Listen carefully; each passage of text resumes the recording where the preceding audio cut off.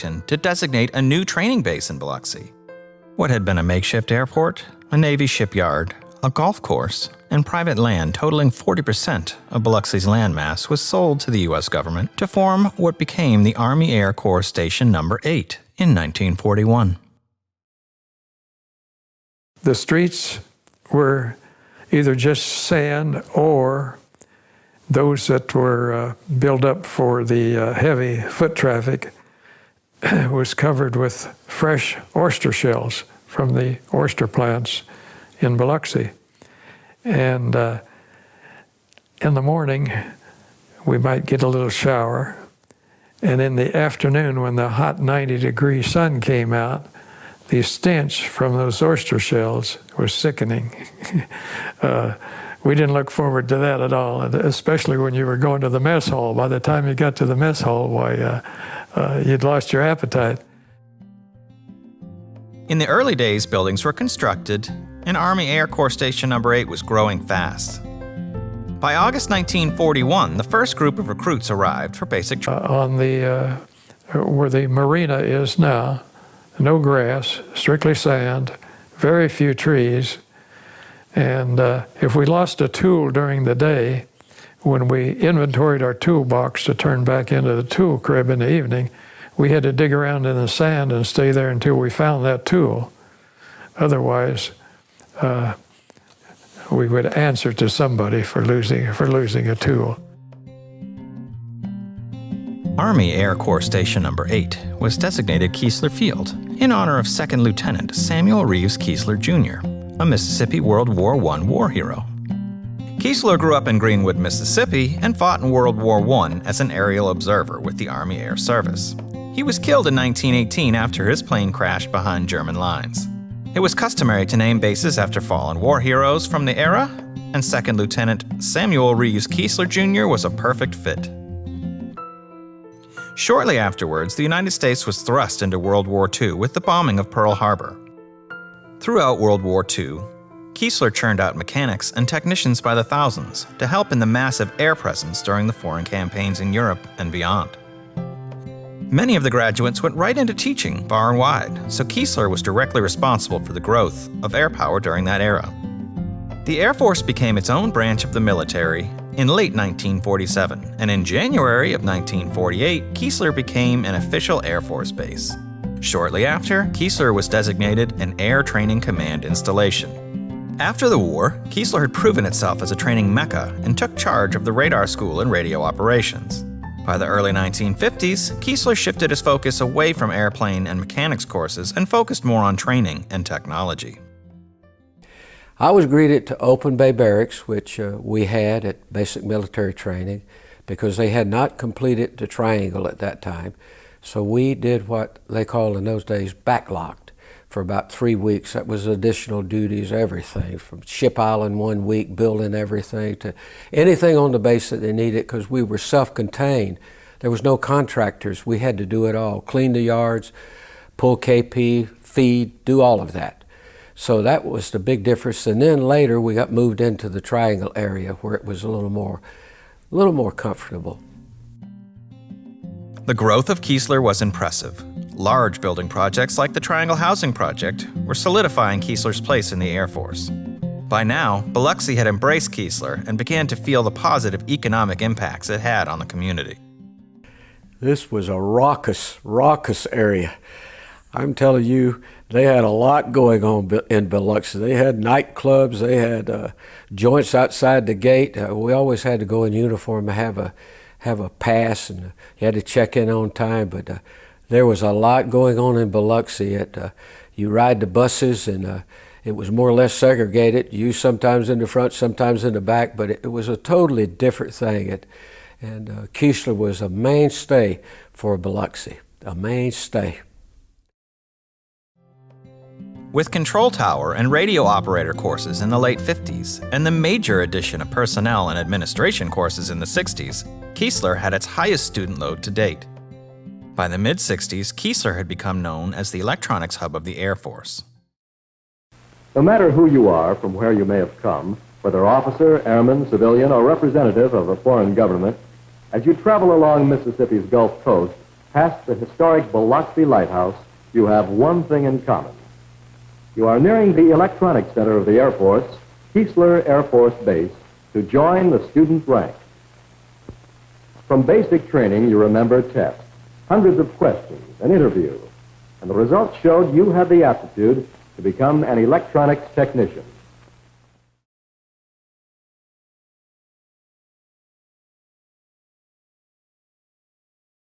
Thanks in large part to the space race of the 60s, Keesler was utilizing technology and techniques that required significant computing power and safe, air-conditioned structures to house them. Cody, Bryan, Jones, Hughes, and Maltby Halls were state-of-the-art training facilities erected at that time to replace the many smaller World War II-era buildings that dotted the base. As the lengthy campaign in Vietnam was winding down, Keesler offered ample opportunities for the large number of troops coming home to lead young airmen and train the future of the Air Force. I bought a car while I was over there, station wagon. Over where? In Vietnam. Okay. You could buy it, and it's waiting for you in San Francisco. And of course, that was good because I got off the airplane, got the car, and drove out. So I didn't have anybody throwing stuff at me or anything, because those were still the years we were bad guys. Biloxi was very welcoming to its returning war heroes due to Keesler's tight integration into the community, a large retirement home, a VA hospital, and all the continued community services they offered. You quickly learned that it really was a pleasure to be here, and that the people accepted you and helped you, especially if you'd never had a desk job before. Soon after Vietnam, furthering Keesler's already technological image, Keesler housed tenants from the 1st Aerospace Cartographic and Geodetic Squadron, the 920th Tactical Airlift Group, the 53rd Weather Reconnaissance Squadron, and the 7th Airborne Command and Control Squadron. This time in the 70s ushered in the iconic era of the C-130s, which Keesler is still known for today.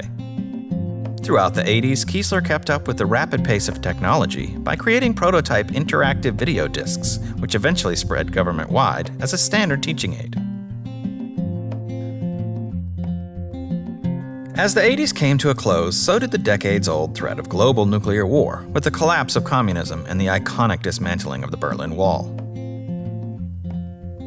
As a result of the Air Force's drawdown after the Cold War, Keesler was able to absorb courses in weather forecasting, meteorology, and precision maintenance electronics laboratory training. At the same time, the 81st Tactical Fighter Wing, redesignated the 81st Training Wing, was relocated to Keesler and became our host organization. The dormitory life was new to me, so I didn't think good or bad of it, but it was a very large horseshoe-like facility, 3 stories, multiple entry points, just bare tile floors that we had to polish, and everything had to stay clean and tidy. Courtyards to just kind of mull around in or do PT in.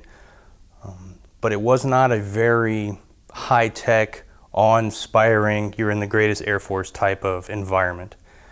With so much emphasis on classrooms and technology, dormitory housing had gone unchanged for over 4 decades.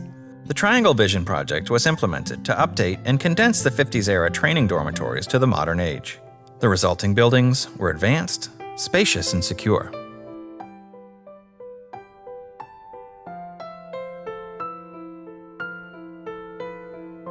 Early in the 21st century, the United States was attacked on September 11th, which changed the course of history. Patriotism grew afterwards, and enlistment into the armed forces was revived. Keesler stood ready to train the future airmen to go out and defend our country from the ever-growing threat of terrorism. Well, Katrina was absolutely the most devastating storm I've ever seen. I've been in 23 years of military, 2 wars, 38 countries, and probably a dozen hurricanes and typhoons. I've never seen anything like this. There's our old caddy. This is old now. Old fire. That howling is what you hear. The wind going around. Keesler and the whole Gulf Coast was rocked to its core in late 2005 by Hurricane Katrina.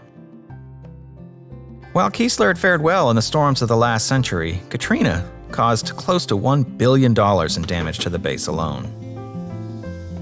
Even with such a heavy blow to the base, airmen poured into the local communities to help the city that had embraced them for so long.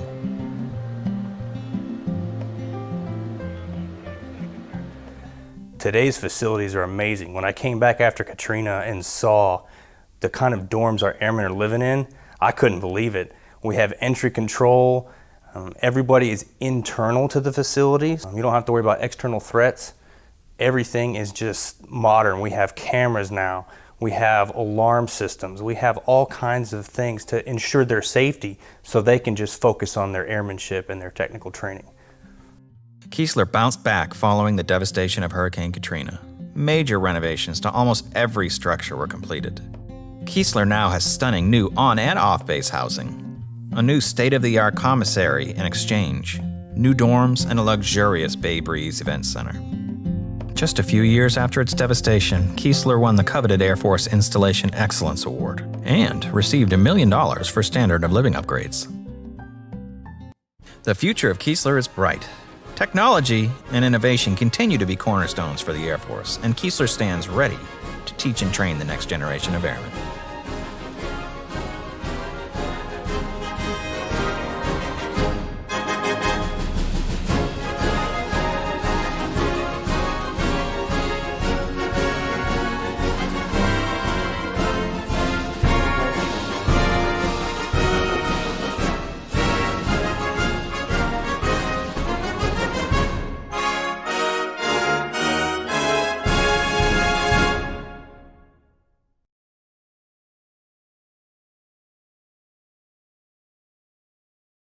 As a military training instructor, we receive men and women, all ages, all walks of life. They come to us to basic military training at Lackland Air Force Base.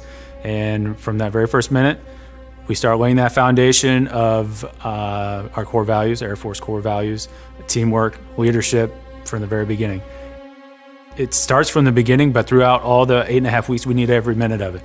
And it's all important. From the basics of drill, it's teaching teamwork, and we're relaying that to them. Yes, we are marching around and learning different drill movements, but also it's teaching you how to be a team and teaching you how to react to different commands at any time. Our main goal is we want them to become motivated, capable airmen after 8.5 weeks. So when we send them off to technical training, they're still motivated, they're still ready to go, and they hit the ground running at whatever base they go to for their next skill. And MTLs grab them and they harness that energy and they just continue on. What we're finding is that these airmen, they really truly want to be driven by something greater than themselves. They want to be a part of a team. And when we get this airman from basic military training, our main goal is, yes, to reinforce those standards, but also help them identify as that thing that's bigger than themselves. We know what the core values are. They learn them, but sometimes they might just be words to them in basic training. And how do we help them tie the true meaning and give them stories of this is what integrity looks like, this is what service looks like. And what they see is my MTIs weren't just the example, my MTLs are now the example. And then what the hope is that our first duty station supervisors are the example. So the MTLs bridge the gap between how we get this airman into a structured environment, and then now we put them in an opportunity or an environment where they now have to make decisions that are going to set them up for success in their future. And so the role of MTL is pivotal, right? I mean, we have to be the ones that are ultimately caring about that airman and their long-term success as well, and that's a blessing beyond words. Hopefully, if in the MTL schoolhouse, if we train them right, they're going to go out there and they're going to get after it with the right mentality of taking care of an airman and knowing the impact that they can truly have.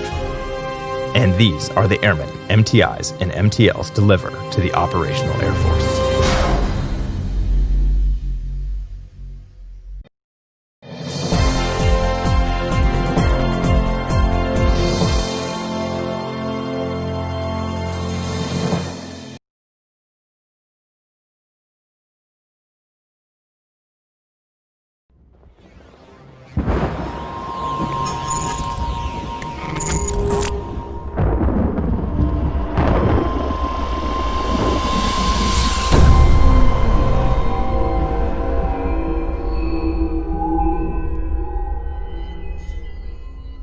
Biloxi is a community with a long and colorful history. dating back more than 300 years to 1699, when the French explorer d'Iberville first set foot on these shores. The people of this Mississippi Gulf Coast city have endured their share of difficult challenges through the years, whether it was the poor catches or poor prices in the seafood industry, the impacts of a sputtering economy, or natural disasters like the hurricane of 1947 or Hurricane Camille in 1969. At the time, the most catastrophic storm to ever strike the continental United States. Biloxi has been a cultural melting pot influenced by the French, English, Slavic, Spanish, African American, Irish, and in later years, the Vietnamese. These hard-working people were drawn to the Mississippi Gulf Coast by the area's tropical climate and natural beauty. In its early years, Biloxi quickly established itself as a leader in the seafood industry. Well, from the way I understand it, and I can't remember exactly, but I think it was back in the 1800s, this is where the first shrimp and oysters were canned, was in Biloxi, Mississippi. And since they had rail access and had good clean water that they could process seafood with here in Biloxi, it became the canning capital, the seafood capital of the world, the way I understand it. Most of your oysters and your shrimp were processed here in Mississippi. And from there, when the canning industry went out of business, a lot of people in the canning industry just transferred over into the fresh product and frozen products. And that probably happened somewhere in the 50s. The industry was huge, you know. We had mountains high as those casinos of shells that would pile up in the course of one season at different plants. And all along the bay and the waterfront, there was different canneries and oyster shops and shrimp shops. We had very little tourists in those days. We had some small hotels along the front beach, but we were the seafood capital of the world. Back in the 70s, when the Vietnamese came to Biloxi, I had an oyster processing plant in Biloxi, and we actually brought the Vietnamese in, myself and my cousin Arnie a lot, brought the Vietnamese in to shuck oysters, because at that time we couldn't get people to shuck oysters anymore. And they came in and pretty much saved the oyster industry, and then it started dying off and we got into the shrimp business, and the Vietnamese has been a key in our success in the shrimping industry in Biloxi. Biloxi also earned a reputation as a booming tourist locale, catering to visitors who appreciated the area's agreeable climate and relaxed lifestyle. The Riviera of the South, they called it. Thousands of snowbirds from the North and Midwest made annual pilgrimages to Biloxi, escaping frigid temperatures back home to enjoy a balmy round of golf, the world's longest man-made beach, fresh seafood, deep sea fishing, and friendly hosts. In 1941, Keesler Air Force Base was established in Biloxi, becoming the next bedrock of the Biloxi economy. The base grew to become the electronics training headquarters of the Air Force, home of the second largest medical facility in the Air Force, and the home of the world-famous hurricane hunters. Keesler came to be the largest single employer in the city. It was in the early 90s, as Biloxi neared its 300th year, when the city would embark on what appeared to be the most exciting era of its storied history. It all began with the legalization of dockside gaming. As this industry started growing in the years after 1992, we saw $5 billion worth of investment, 10 casino resorts in Biloxi alone, employing about 15,000 people in direct jobs. Nostradamus could not have predicted what we saw happen in Biloxi. We were in the midst of a renaissance. Well, I think part of vacationing and part of people taking time off is they want to be entertained. And we are part of that entertainment experience. And I think the advantage that Biloxi has is having the casinos here gives people other options of things to do when they're vacationing and when they want to have forms of entertainment. We just were enjoying the most prosperous time in our 300-year history. That is, until August 29th, 2005. You don't want to get in the panic mode, but you want to impress people that we have something here that they have not seen before. And one of the things I have always said is I would never use Camille in talking with a storm, but at that point I got on there and I said, look folks, I told you this, I'd never use the word Camille, but now I have to use it. I said, we have a storm here that's going to be a Camille but bigger. And with this storm, I told my wife, I said, you've got to leave. She says, well, I don't want to. I said, you don't understand, you have to leave. She says, where am I going? Because that's one thing, when you're down here working, you don't have any place to send your family. So I said, I don't care. So my son, who lives right next door to us, is a big fan of Disney World, he said, well, we're going to Orlando. I said, I'll see you when you get back. And that's where they went. They went to Orlando. And then, of course, they're hearing, and my family's hearing on television that WLOX has been wiped out. I didn't know this. Finally, I get to my brother and he says, oh, you're alive. I said, yeah, I'm alive. Everything's fine. He says, well, according to the national media, you guys were wiped out. I said, well, we weren't. And it took my family 5 to 7 days to get back because I didn't want them to come back because there was no water, there was no electricity. But, you know, those are things you have to deal with. You have to deal with the fact of getting your family out of this mess before you even start. I'll never get an argument from her again. I think when you look at sheer numbers, that's wild. I mean, you got a season that's almost 3 times above what is a normal season. So if 10 named storms is an average season, and you've got almost 30 named storms, that's pretty tremendous. But when you look at the size and the strength of these storms, 3 of the deepest low pressures ever recorded in the Atlantic were this season: Katrina, Wilma, and Rita. Dennis and Emily, along with those 3, we could have had 5 Cat 5s. We had 3 in Katrina, Wilma, and Rita, but we could have had 5, arguably with the pressure alone from Dennis and Emily. And that in its own right is amazing. So storms were deep, they were powerful, and they stayed strong for long periods of time. I mean, it seems like it was their ocean. They could do whatever they want in it, and unfortunately that's exactly what they did. Well, I tell you, when I got a call Sunday morning about 6:30 and they're telling me that Jim Cantore wanted to interview me and he was on the beach, I came back in the bedroom and told my wife, I said, I got some bad news. Of course, she thought something happened to some member of the family, you know. And I said, Jim Cantore is in town. Because it seems wherever he is, he's not too far from the eye of the hurricane. And I thought that certainly after talking to Mayor Holloway and even changing my own tone and saying that you will not recognize this area when after the storm comes in. Again, he emphasized, he said, you better take a good look, he said, because it's not going to look the same. And I'm damned if he wasn't right. Once we determined that it was going to be heading toward this area, we started thinking about getting people to evacuate in low-lying areas. In East Biloxi, for example, we get a good rain and it floods. So definitely for hurricanes, no matter what the category of the hurricane, people in East Biloxi, we try to get them to evacuate for their own safety, because once the water gets so deep, we can no longer get in to rescue them. We do a lot of planning throughout the year, all throughout the year, planning for storms. Every employee has a storm assignment. One thing that we do is we make sure that we contact all employees, make sure employees know the situation, that everybody knows their storm assignment and ready to report. We're getting information out, telling employees what to do, when to report, what things to do. We're lining up vehicles, we're lining up fuel, we're lining up materials, we're lining up people. All the last minute things that we've done as far as we've got our plan together. It's time to implement the plan and put everything in place. Employees are making their last minute arrangement as far as getting their families out.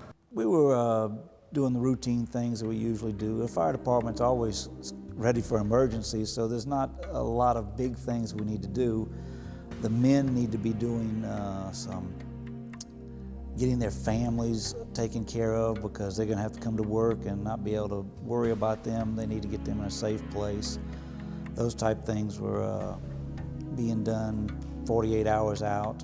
I'll never forget waking up on Saturday morning and seeing what was now a Category 5 storm, almost as big as 2/3 of the Gulf of Mexico. And then you read the discussion from the National Hurricane Center and you see a wind field, as tropical storm winds 400 miles out from the center. Hurricane force winds 200 miles out from the center. That is just massive. The first thing we had to do, and some of us veterans that have been here through most of them, we had to basically stop a mutiny. We had folks that wanted to leave. some of the newer folks. And we had to explain to them that we thought we were in one of the safest locations on the coast because of the construction of this building, and that we thought that they were just as safe here as they were anywhere else.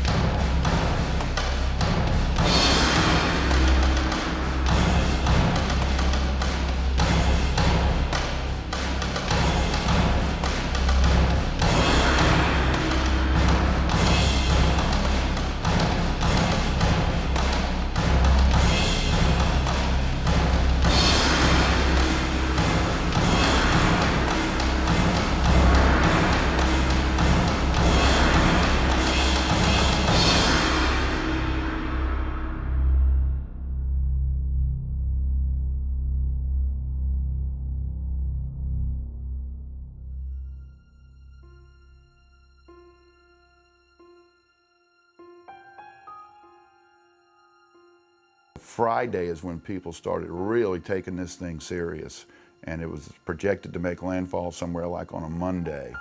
And one of the things that we were doing to warn the public is that it had already crossed the Florida Peninsula, killed people down there.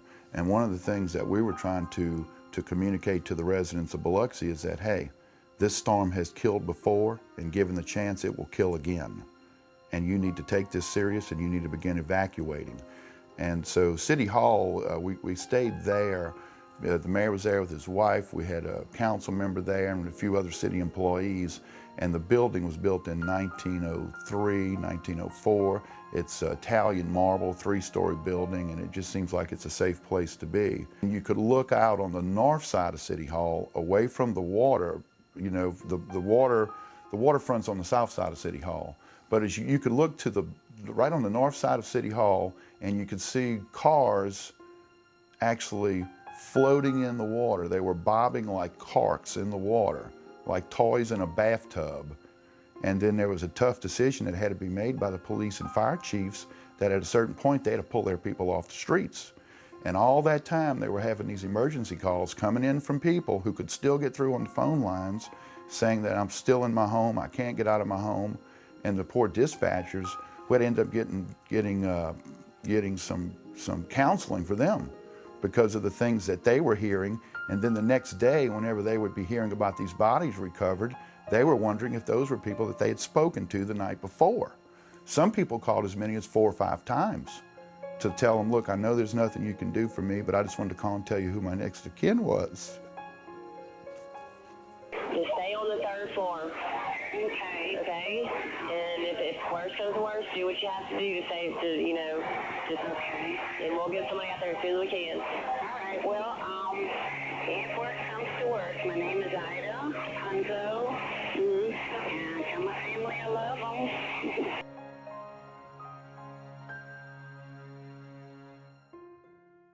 I'd looked at the weather maps, and we were supposed to have 74-mile-an-hour wind field, and the storm was going to be on the west side of Lake Pontchartrain. So I was rather shocked whenever I got up. Actually, when I saw the water coming over that wall by the apartments, I thought, that's it. You know, it's here, and we're getting the worst of it right now. That didn't turn out to be the worst of it. I couldn't leave the porch.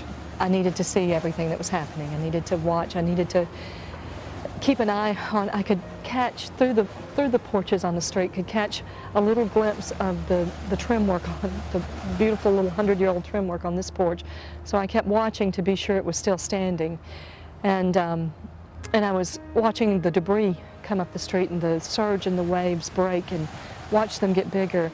And as I stood there, I looked and saw someone struggling with the debris, and I wasn't sure at first because they were up on the debris pile and then went back under and then came back up, and it took a little while. I kept saying, y'all, there's someone in that debris. There's someone alive in the debris, and it took a while for them to see it, but Gary noticed it first, and he fixed his eyes on him and just jumped off the porch and shouted for our neighbor Butch, or looked at Butch and said, come on, Butch, let's go. Butch went to the far point on the porch of a house closer. I stood about midway between that porch and the house we had just come from, and he would get them to the porch, bring them to me. I would then ferry them back to the rider's home. After about 2 or 3 of these, then Steve and Jimmy came in, and they started meeting me halfway so that we could expedite the system and not wear anybody out. These guys formed I don't know if I can do it just yet, formed a human chain along that moving debris line, and it was being pushed. The water was coming and pushing it all the time, but they were pulling those folks out, and one would pass to the other, and they would walk them up the street. They were beat up, in shock, cold, dazed, frightened, all 1 or 2 of them wanting to know if someone else had been, have you seen Laurie? Did you get Laurie? We didn't really get a chance to introduce ourselves to the people we were picking up, so I didn't know any names, but I'd heard someone mention Laurie somewhere as we were making the transfer. I'm so proud of those 4 guys. They took their own lives in they risked their own lives to pull those out, and they got all but 2. And I think Mr. Garcia, actually, we learned from the people that we did pull out that he might have drowned before he made it up the street, because they were all beginning to leave the building. From what they say, the apartment building started dropping from the south end up, room by apartment, and when it got toward the last one, he went in to pull one more person out, and the roof fell.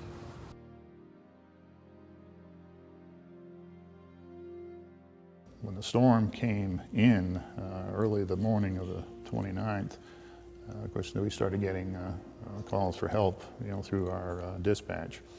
And the phones were still up then, cell towers were still up. And our dispatchers had calls backed up. We had 242 calls for help. And I'm talking about serious help. People on their roof already, screaming for help that their, family members are floating away. I'd say 7:30, 8 o'clock. The water's still climbing, and it's done way past the mark that we had set. And she turned and looked at me. She says, I got water on my feet. Now, it's 12-foot ceilings in the home, and from the ground to the ceiling is 15 feet. On that end of town, it's 38 feet of water. From the house to the street, it's 38 feet. We got concerned. That's where I made some phone calls. I made one earlier to a coworker of my mom's, a Biloxi police officer I knew very well, my oldest sister in Lake Charles, Louisiana. And as I'm on the phone with her, we're watching 100-year-old timber crack like toothpicks. At that time, we knew we were in trouble. So I got off the phone with her, called 911, and spoke to Joella Zapata, who's 20, 25 years friendship. And I told her, I said, we're not going to make this.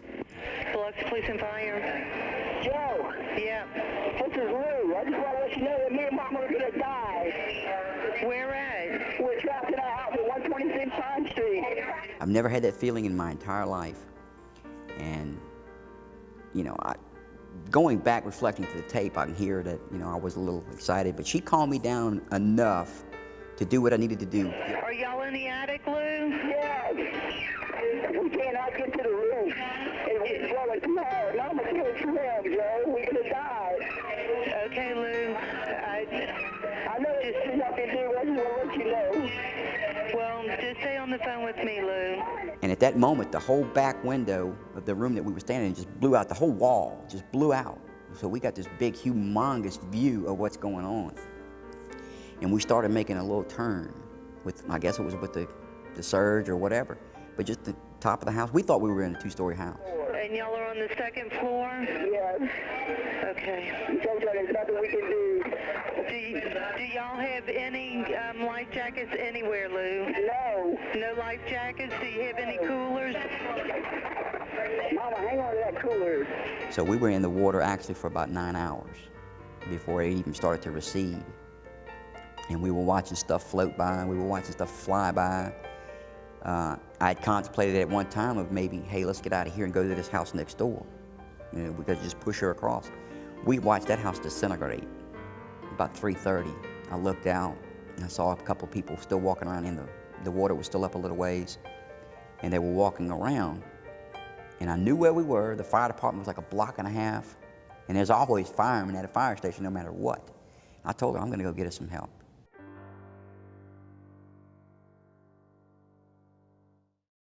About 7 o'clock, our C shift was called in. They came in with their 4 personnel, which had 1 captain and 3 firefighters. You know, uneventful night. We had 1 or 2 calls due to the storms, fire alarms. Tried to get a little bit of sleep. Had a little incident with our truck. We had to swap some trucks over. About 7 o'clock that next morning, it started getting, you know, a little windy, good 30, 40, 50 mile an hour sustained winds. You know, we kept our eye on the storm the whole way, watching the TV, and you know, it's kind of really, I don't know if the word would be euphoric, that we were watching it and thinking the whole time, you know, this is not going to be hopefully as bad as what everybody's thinking. And you know, it wasn't really any big deal to us. You know, we knew water was going to come in with the storm surge that they had predicted, but you know, really wasn't no big deal to us. We were just taking pictures, and everybody was kind of joking around, having a good time, you know. And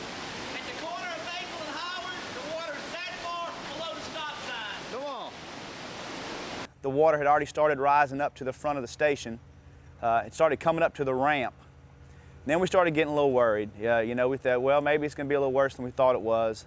we're actually listening to the radio communications with our Station 2 and Station 3 that were taking on water, and you know, monitoring that and hoping and praying that as the water was coming up that it would stop. My first radio traffic with our battalion chief was at 8:55, and I advised that the water was to our knees. My next radio traffic was at 9:32, advising it was over our chest. And probably the best words I've heard throughout the whole storm was when the captain at Station 3 said the water has stopped rising. At the City Hall, I had my family there, my brother was there, my son. We watched the storm unfold that morning. Around 8 or 9 o'clock it started coming in, and the wind was about 150, 175, 180 miles an hour and gust. We was on a balcony on the second floor. We could hold on to the railing and go out and look from time to time. And I saw the water coming up. I didn't see the initial wave, the 30-some-odd feet wave, but I saw the small, not small, but the big waves coming. Huge white caps just coming all the way across Highway 90. Then I saw one building fall, and I saw another building fall. Then I saw a third building fall. When it was all over with, you know, I looked, I said, you know, I've never seen anything like this in my life. I've seen it on TV, I've seen it on news. But this reminds me of the tsunami. It's just what it reminded me of. Around 10 o'clock, 10:30, I go in we all stayed in my daddy's condominium right here, and I go in my daddy's bedroom. My daddy passed away the Thursday before the storm, and we buried him Saturday. My brother-in-law told me to stand here and hold this window, you know, because the water we was up at the second floor. I mean, it was about 25 feet up, you know, and so naturally, we didn't think the water was going to get that high, you know, so he told me, hold that window, keep that pressure right there, so in case a wave comes up, you know, you get a little water, you got a little pressure there, you know. So I said, okay.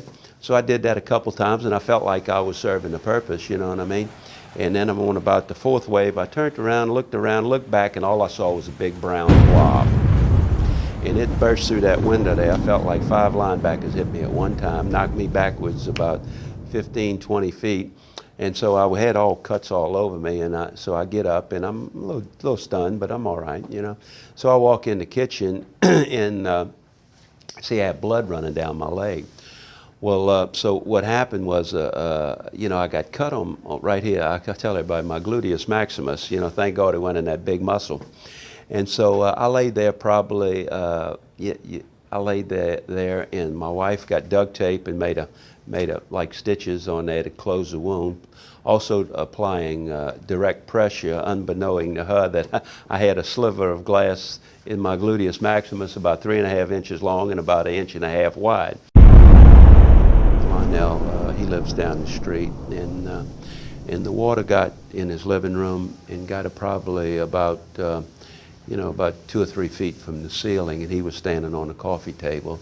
I think Lionel's 65 years old, and he was there with his sister, and his sister fell off the table, and he was unable to save her.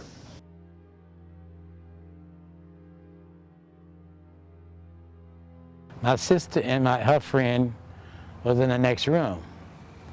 Then the wind started blowing, and I heard a knock on coming through the back door.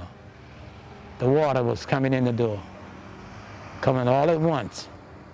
I panicked, but I knew what I had to do to try to protect them. I did the best I can because I couldn't fold. And before I knew it, it was all in the house, about 5 feet of water. So I got the ladies and put them by me and put a table where I could hold it down where they could stand by me. But somehow my sister got away from me. I called for her. She was gone away, I don't know. But I couldn't leave the other lady to find my sister. I lost her too. I kept calling for her, and I couldn't get a hold of her. I took for granted right then and there she was dead. I think being a meteorologist, I had a little bit of an idea, but I didn't anticipate the water.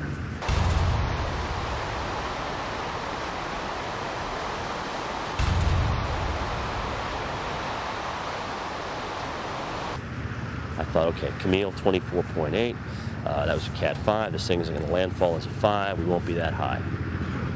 We were at 27 feet at that Armed Forces retirement home, according to engineering specs. That wasn't enough. We lost 4 vehicles. I had my satellite truck operator ride the doggone storm out, outside, in the truck first, and then he crawled out of his truck once his truck started to float and got into a boat. He saw a tornado, he saw cars lifted by the tornado, he saw the water tower come over. I mean, just some amazing sights, and it took him weeks to recover from that, mentally, as it would anyone. You know, missing the people and the things, the life we had here, you just, especially on the point, you knew everybody that was living here and where they came from and who they were and what they did for a living. Coffee at McElroy's every morning with a group of people and friends, and seeing the neighborhood. It's just, it's over with.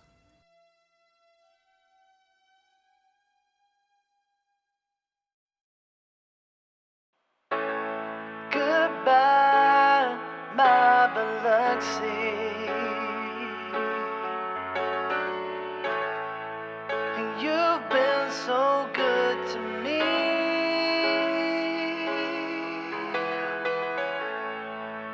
We've had good laughs, we've had hard times. But my heartache drowns the sea. Oh, how I've loved you, but I don't want to let go. But things will never be the same. Raindrops falling all around. Lost all that I found, and I can't find my way. Oh no, I saw heaven cry today. Hello to this new life.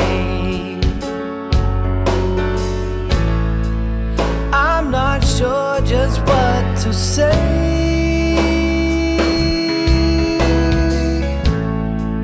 'Cause everything that I've known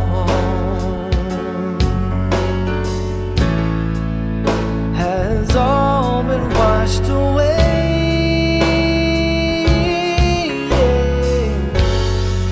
I don't know if I can make it on my own.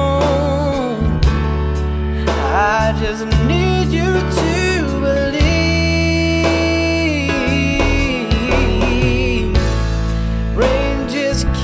On coming down, and I can't make a sound.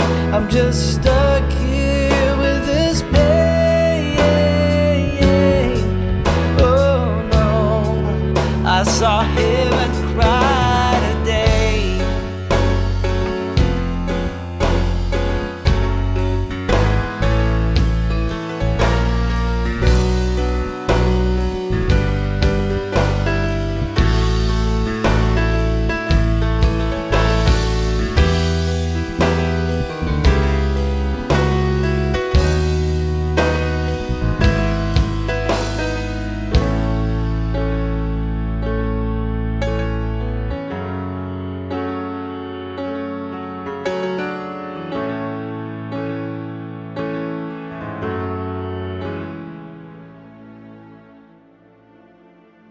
You know, driving around a couple days after the storm, seeing people in a daze trying to go through their what's left of their homes to find photographs or find anything that they can find, just the looks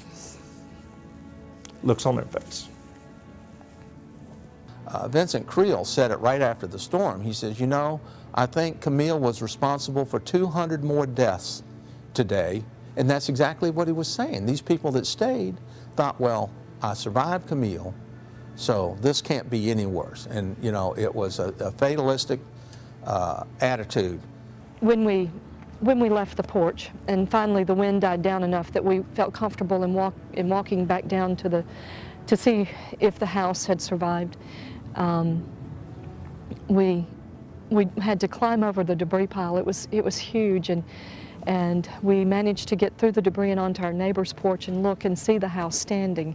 And I can tell you, after watching the waves and watching the destruction of houses that were coming in pieces up the street, how shocked we were and how just elated we were that we had a house. It was a difficult thing to explain those first few days. The fatigue, the exhilaration, but what confronted us did not give us much time to worry about what we didn't have or complain.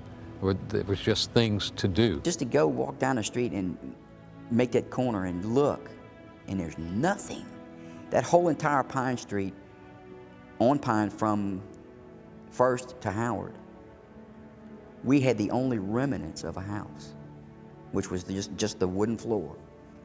You know, there's really no preparation. There's no way that you can prepare for, there's no way to train or prepare for, not that I know of, anything I've ever experienced, any way to train or prepare for the devastation that we saw. And, you know, just walking through piles of rubble looking for hopefully survivors, but most of the time it was, you know, dead bodies that we were finding. It was unreal. We came down to the beach, and you know, there were coffins out on in the middle of the highway, and yeah, I don't know, it's just, it looked like they said, it looks like a bomb hit it. This storm came in with the winds absolutely perpendicular to the coast. So every bay, every inlet was a collecting point. You look at some of the storm surge totals, the highest storm surges were actually on the north side of St. Louis Bay, because all that water pushed up into that bay. Then that water pushes up into the rivers. Then it ends up going back up all the drainage conduits and sneaks in behind the railroad track. We had 23 officers that lost everything, lost their homes. They only had the uniforms on their back is all they had. Still there working. Those first few days, very, very tough days and nights. There was no like working 10 hours or 12 hours. You know, you're in there 20, 22, 24, whatever it would take. People talk about, well, you have a plan, how come it didn't work? No hurricane plan would have worked here. Our plan worked as far as it could, but you know, nature just overwhelmed everything. And there's no planning for this type of storm. We had 42 firemen that either lost everything or had major damage on their houses.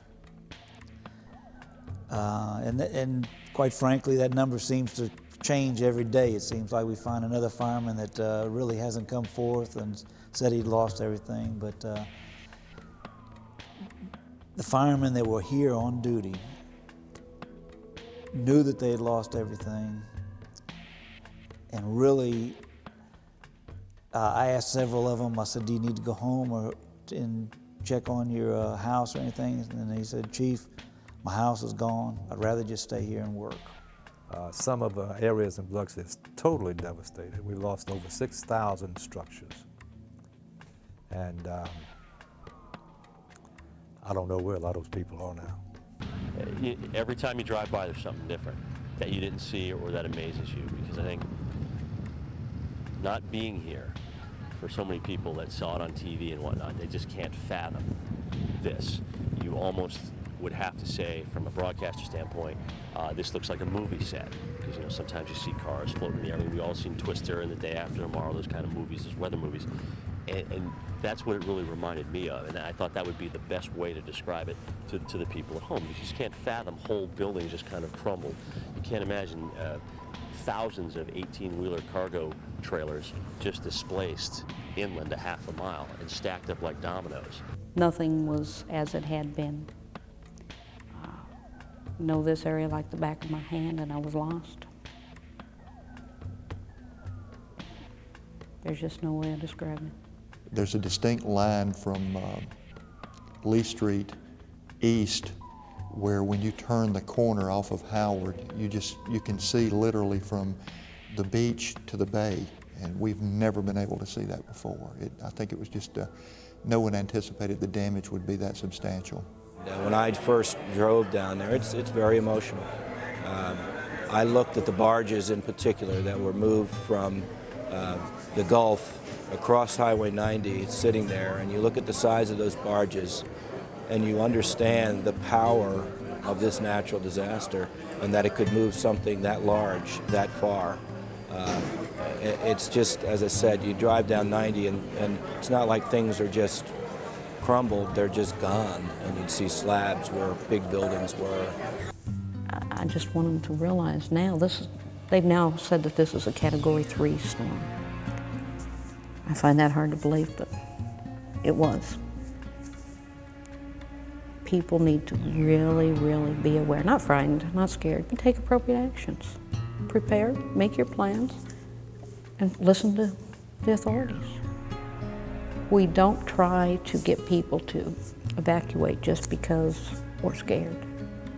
It's with cause, because we don't want to be picking you out of the rubble or out of the Gulf. We can replace infrastructure and buildings. We can't replace our people. People need to really listen, really pay attention. Wasn't expecting the devastation that we saw, but you couldn't get down any road in Biloxi. We brought in what equipment we had.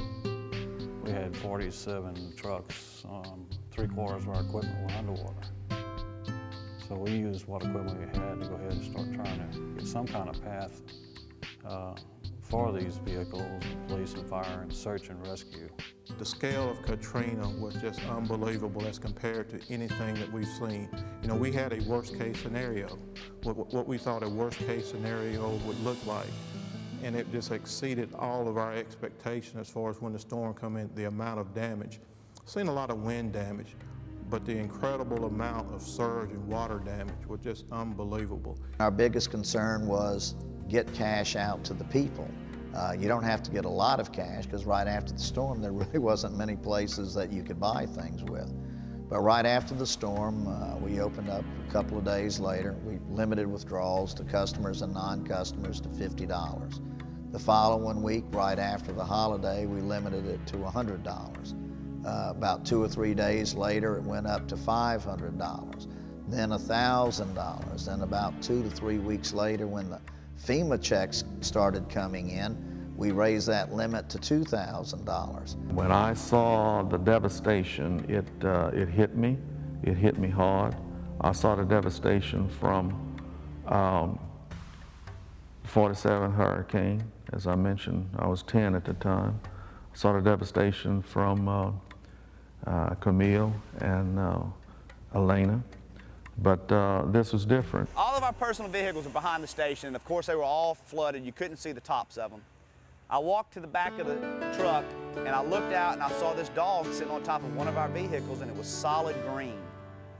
And what it is, on our end of town, we're in a shrimping community on this end of town, and they use a dip that they put their shrimp nets in that will protect the nets. Well, they have big pits of this green stuff that they dip the nets in. Obviously, this dog had either fallen in it or the water had brought it up and it completely covered him. I mean, he was solid green. I turned around, I looked, and I hollered at all the guys. I said, guys, there's a green dog on the back of our trucks. And of course, they didn't believe me. You know, they come running back there, and there he was. We tried to rescue him. One guy said, I'll go get him. We tied ropes, safety ropes to him, had a life vest on him and a ring buoy. He got all the way to the car, and when he did, the dog started growling at him, showing him his teeth. So he turned around and came back, and of course, the dog stayed there for about the next 2 hours on top of the vehicle. The outpouring of help from all over the country, other law enforcement agencies and fire departments was just amazing and awe-inspiring. I've been here 23 years and have been through different things, but never seen anything like this. But that's again where the spirit came in. Just so many people. We had people come in from out of town just willing to help. We still have people coming. I handle all the adoption of the sister cities, and they're just unbelievable what people are doing. And that's what helps, you know, to keep going, the fact that you know you're really not in this alone. A lot of people would tell you, I feel sorry for what you've been through. But to actually feel what these people feel, sometimes you have to put yourself in their vicinity, you know, in their space. And I think people on television, people that may see this interview, would never know the devastation of being uprooted, of everything you've ever strived for in life being taken away from you. So my whole perception of life since I've been down here is totally different. The people in Biloxi are very gracious people. We came down here as guests of them, and we have been blown away by just their heart, their resilience, their strength, just their ability to keep moving forward. Most people we talk to, they're not angry, they're not upset, they're not trying to ask for a handout. They just want to move on. They just want to keep moving forward. You can't always be in a position where you're wishing that you could go back as a community. And that's what he said, was that it would be, you know, a permanent scar on the psyche of this community if we're constantly saying, pointing to this place, and oh, that's where Telus used to be, or this is where that neighborhood used to be, and this is where my family grew up, and it's all gone now. It has to be a better place in some way. So I think it set a wonderful stage. I think the governor said, if we build back to where we were before the storm, we will have failed. We want to do even better. So I think that this commission is going to do a good job. Not everything is going to get implemented, but it's a good step forward. I think if you contrast us here in Mississippi to Louisiana, we're sort of trying to wrap our hands around our own destiny, and we want to move forward. One of the reasons that this story is so important is, number one, we need to document the level of devastation that we had and how we went through it. And we want people, we needed to prove to our ancestors that we could get through this and we were up to the challenge. And we want future generations to see what we've gone through. Hopefully they'll never have to go through something like this, but this is something that they will know that whatever challenges they face, they'll be able to get through them. I know most of the people that lost their homes around me, and we just got together last night with a group of them on a slab of one of our friends' homes and had a little party. And it was a group of people that live in this area and staying together. And every one of them, I think, is going to build right back where they were. And we're going to keep the community going. And it really is a very tight community here. Everybody reacts differently, you know. You got to, you know, I'm an old football player, old jock. And what the coaches used to say to me, you got to suck it up. You got to suck it up and get after it. Goodbye, my Biloxi. And you've been so good to me.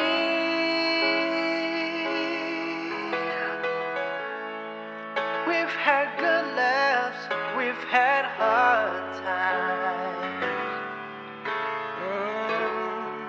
But my heartache drowns the sea. Oh, how I've loved you, but I don't want to let go. But things will never be the same. Raindrops falling all around. I've lost all that I found, and I can't find my way. Oh no, I saw heaven cry today. Hello to this new life. I'm not sure just what to say.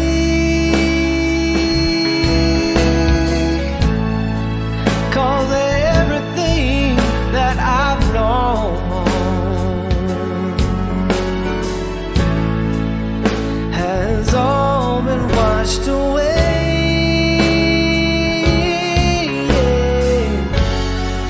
I don't know if I can make it on my own. I just need you to believe.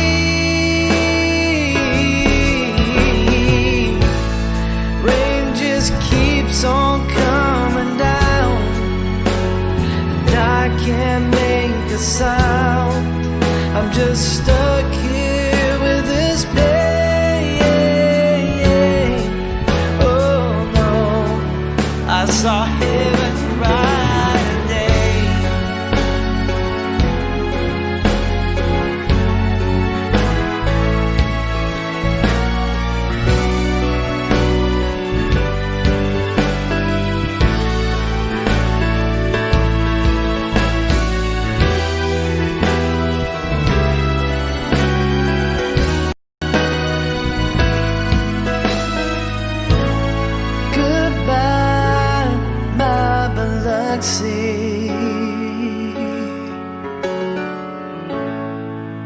You've been so good to me.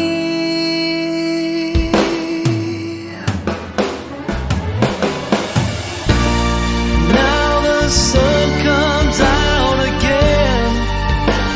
Hello to you, my friend. Well, it's been a long, long time. Oh, I saw heaven smile today.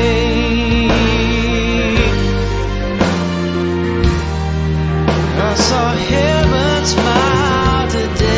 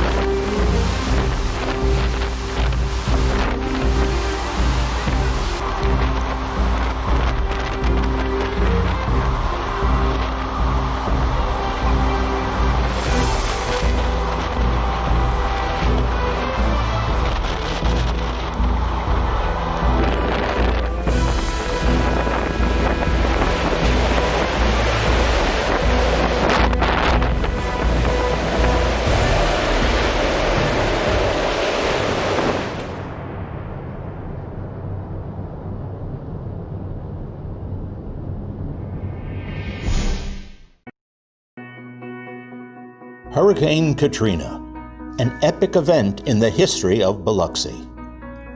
And now you can own the entire story, before, during, and after Katrina, told in 2 exclusive photo albums and 2 bonus-filled DVDs.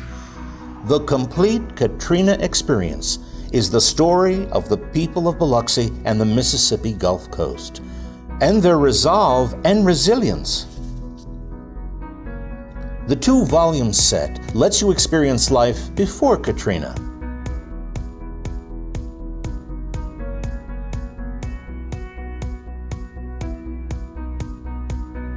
How the community prepared.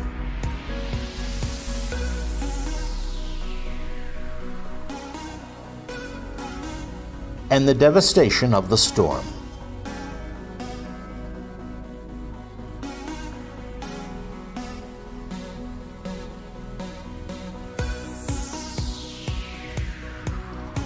Then share the inspirational stories of recovery from the people who were there.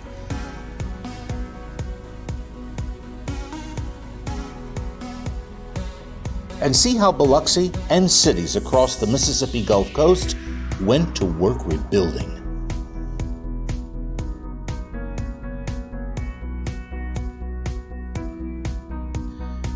It's all in this 2-volume set, 2 photo albums, and 2 exciting DVDs. Yours now for just $15. And they are available at the Biloxi Visitor Center, Shark Heads, Souvenir City, the Seafood Museum, or the Orr O'Keefe Museum of Art. Gripping video and photos take you into the storm.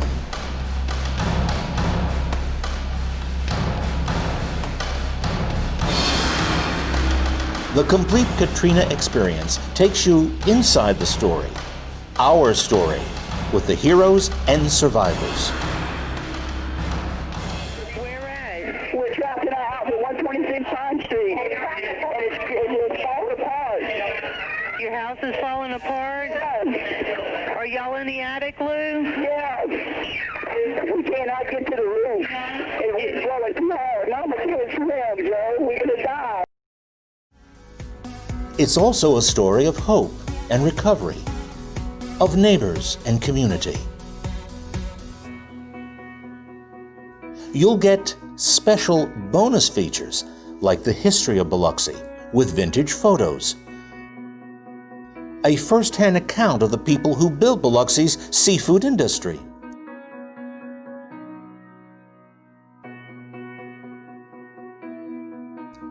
you'll hear Mayor A.J. Holloway, his thoughts from City Hall, the afternoon of Katrina as the waters began to recede. There's all kind of debris all over the view street here. It's all here in the Complete Katrina Experience. Own this piece of history today and share it with your family. It's now available at the Biloxi Visitor Center, Shark Heads, Souvenir City, the Seafood Museum, or the Orr O'Keefe Museum of Art. The Complete Katrina Experience. The resolve, the resilience, the inspiration. Get yours today. I saw heaven smile today. I saw heaven smile today. God, won't you bless my Biloxi?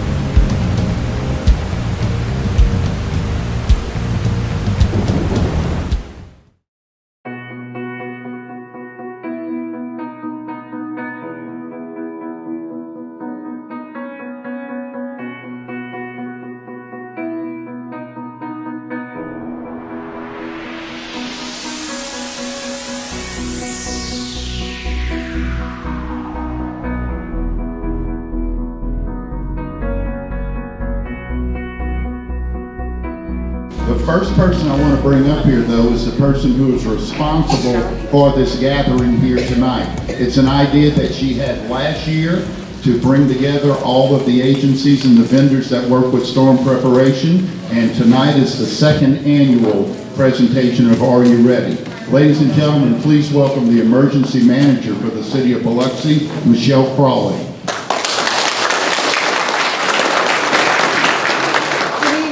I hope all of you enjoy this outreach of all of these organizations and vendors that are taking time out of their schedules to come and help us. The idea I had last year was to bring everything to you as a community and to make us more resilient, because you know that is the preparation is the key to our resiliency. And when we have to talk about these storms that are coming in, even the small one that we had at Hurricane Nate last year, it caused so much severe damage in Biloxi that we are still in the process of rebuilding. In fact, I think our lighthouse pier is going to be finished out in a couple of months, right? So I just want to thank all of you as a community to come out and sit and talk with these folks and spend some time thinking about your preparations.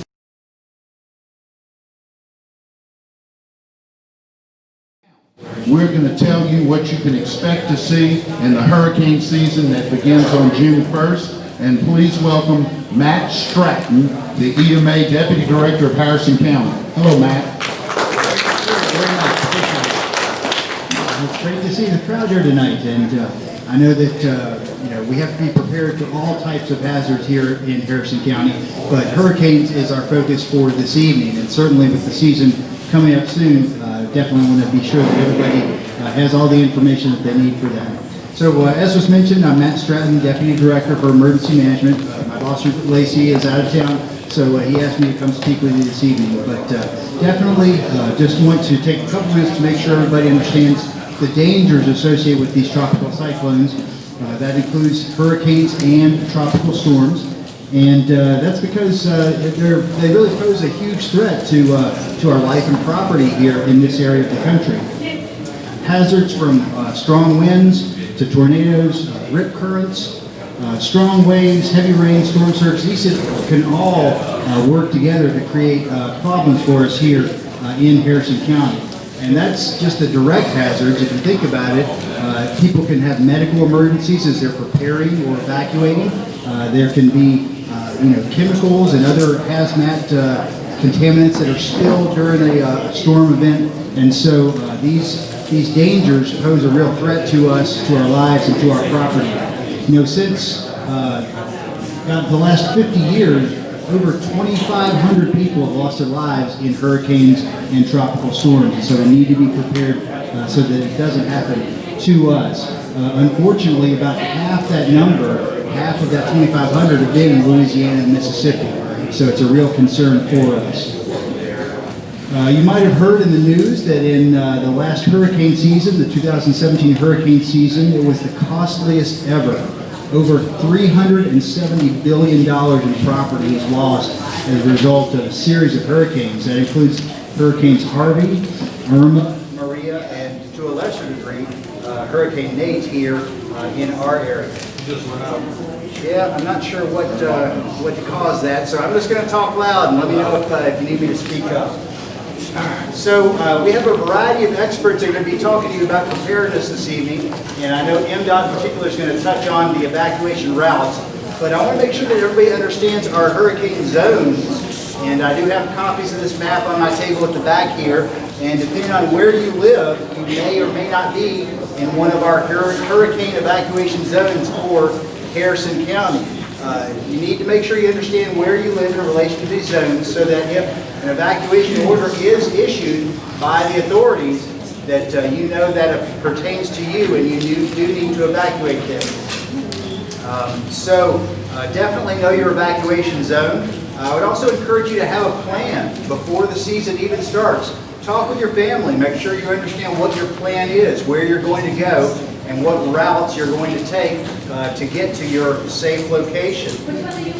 You also want to make sure that you're monitoring the local media, and so that could be the news, it could be a variety of sources, but that local media is going to maintain your situational awareness so that you know the situation and if there is a storm that is forming or inbound to us. And then finally, you want to maintain your readiness. So during hurricane season, of course, we all know we want to keep our car tanks, fuel tanks topped off. You want to make sure that your evacuation supplies and your disaster kits are all ready to go at a moment's notice. And then you also, of course, want to make sure that you're following the directions of the authorities. And so in times of emergency and disaster, the authorities are going to be providing information to you about the situation and how you can stay safe. So just make sure that you follow those directions and that you reach out to us if you do have any questions or concerns. Now, we've gotten a lot of questions about what the hurricane season holds for us. Nobody can say for sure, of course, but a lot of the experts that are looking at the long-range predictions for the 2018 hurricane season do expect it to be a slightly above average season as far as the activity is concerned. So certainly not a time to rest and sit back, but you want to be prepared for that ahead of time. The experts at Colorado State in particular are forecasting 14 named storms. That includes hurricanes and tropical storms. 7 of those 14 are expected to be hurricanes this season, and 3 of those are expected to be major hurricanes. That means Category 3, Category 4, or Category 5, the very strongest types of hurricanes. So it looks like it's going to be an above average season, and we need to be ready for that. You also want to monitor, besides the local media, our National Weather Service office, which is based out of the New Orleans-Slidell area, and also the National Hurricane Center, all the great products that they put out. And you want to make sure that you're familiar with how to access those sites of information and how to find those.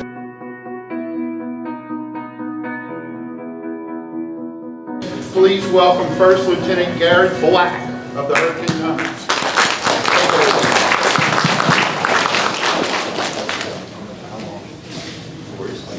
Looks like I have the mic. All right, so I'm Garrett Black. I'm a meteorologist, also known as an Aerial Reconnaissance Weather Officer for the Air Force Reserves at Keesler Air Force Base just down the road. We fly the WC-130Js, the 4 turbo engine props that allows us to penetrate into the eye of the hurricanes to collect data for the National Hurricane Center. So typically in our missions we have 5 aircrew members. We'll bring 2 pilots flying the aircraft, of course, our navigator, that kind of helps us with fuel plans and kind of the tracking and whatnot. And then we have the weather officer in the back that's acting as the mission director. So we're chatting with the National Hurricane Center, kind of telling them what we're seeing, sending them the data that we're collecting. But also we're communicating with the crew to make sure we're kind of steering and going into the direction that we need to. And then also we have the loadmaster, and they're doing a lot of the pre-flight stuff, making sure the aircraft's ready to go for us. They're also releasing our dropsondes, which I don't know how many people are familiar with it, but it's a little weather instrument that we release from the bottom of our aircraft that falls down to the surface, and it's constantly about 3 times every second collecting and bringing data back to our aircraft where we can analyze it and make sure everything's okay before we send it to the Hurricane Center. A few other things that we use to collect data. The aircraft, of course, is collecting horizontal data that we're compiling. And then also we have a little instrument under our wing that can read the sea surface state of the water. It can tell us how strong the winds are at the surface. So we kind of package and bring all that data together where we send it directly to the Hurricane Center, and that kind of narrows that cone down to hopefully have to warn fewer people so we have fewer false alarms and fewer evacuations. We typically go into the storms about 10,000 feet. And we'll kind of do an X pattern through the storm that gets us all 4 different sides of the storm, and it also allows us to go through the eye 2 times, so then you can kind of extrapolate to see how fast the storms are moving and in what direction. But the overall purpose of our mission is to, of course, improve the forecast data from the Hurricane Center. So ultimately, that's why we're excited to see all these booths around here, because we go out and fly into the storms to collect the data overall to make sure that you guys are safe. It's our #1 objective. And the booths around here kind of help compile and bring all that together. So it's really important that everybody's taking in the information.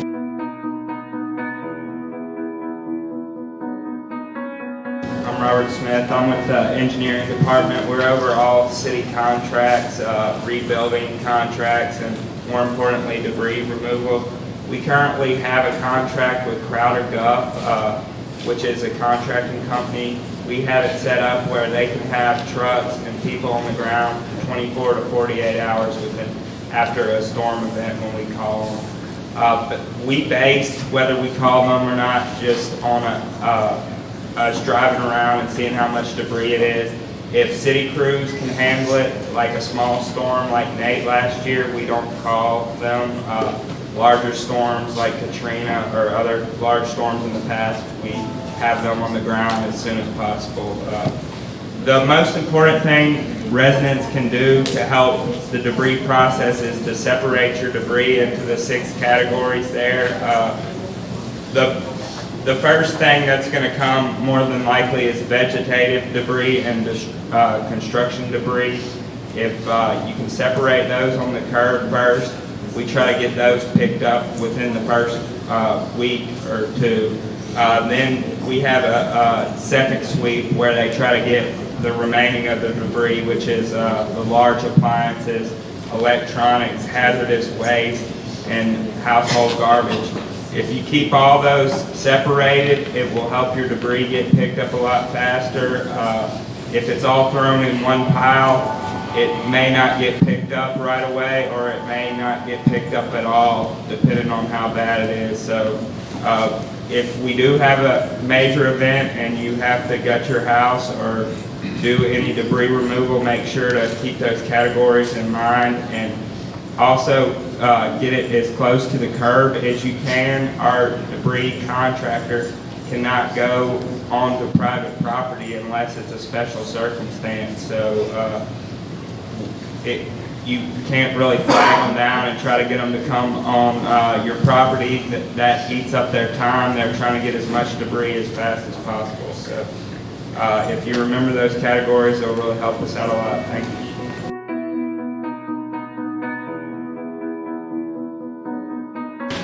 Now we're going to hear from Jason Smith of the Mississippi Department of Transportation, and Jason's going to tell you about evacuation routes. I'm Jason Smith from MDOT, and what I am here tonight with is our updated evacuation route guide.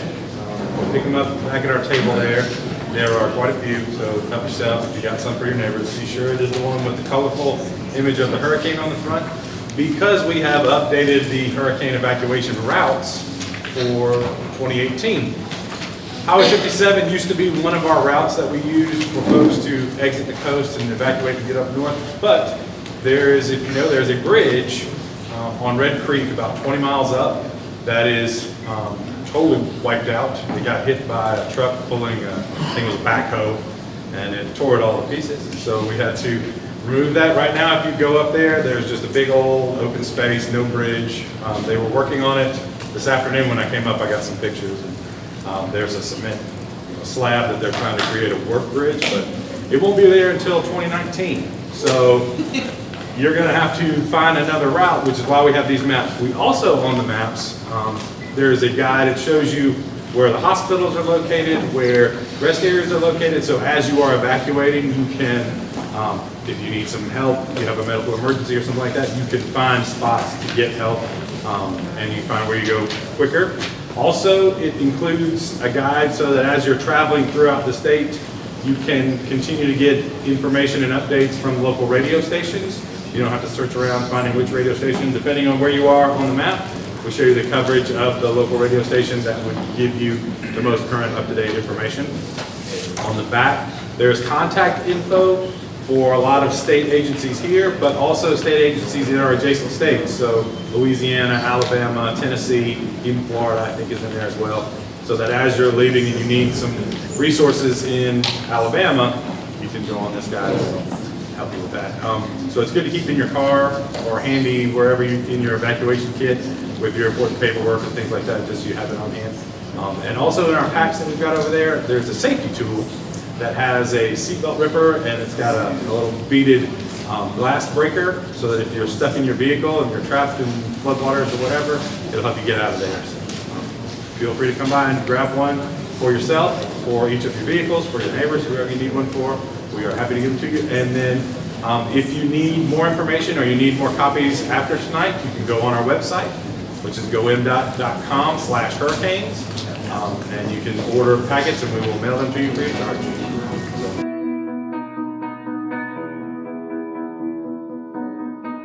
From the Humane Society of the Mississippi Gulf Coast, we would please join me in welcoming Dawn Booth.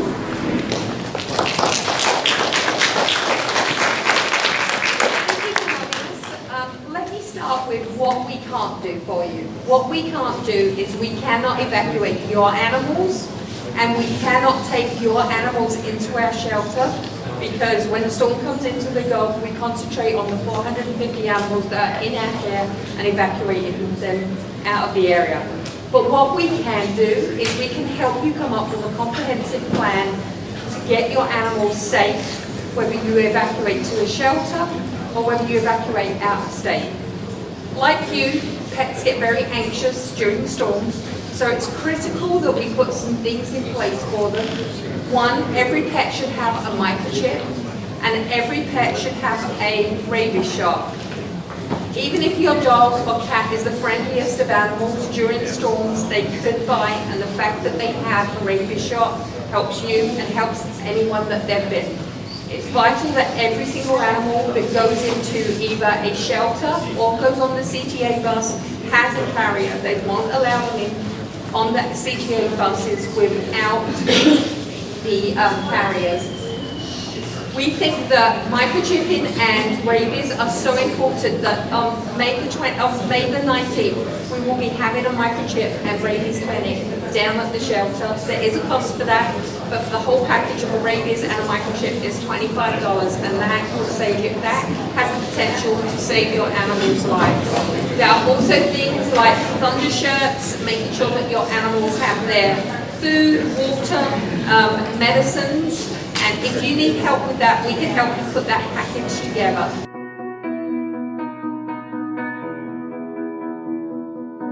Please welcome from the Salvation Army, Zach Rhodes.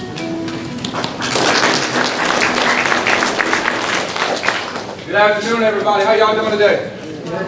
Hey, I want to thank y'all for allowing us to come out and speak to you today. The Salvation Army, there's 5 main entities I want you to be aware of here on the Mississippi Gulf Coast. Starting off in Pascagoula, it's our Red Shield Lodge. We do social services there. We have a homeless shelter as well. Coming back this way, in downtown Biloxi is the Salvation Army Cross. It's a beautiful community center. I advise you to go check it out sometime. All the way up in Lucedale, they have similar social service office up there as well. In Gulfport at 2019 22nd Street, we also have a social service building there, and Highway 49 is our family store. Now you may be thinking, why in the world is he telling me this? We're supposed to be talking about disasters. If a storm was to hit tomorrow, I want you to know where these locations are. Make your way to one of these locations, okay?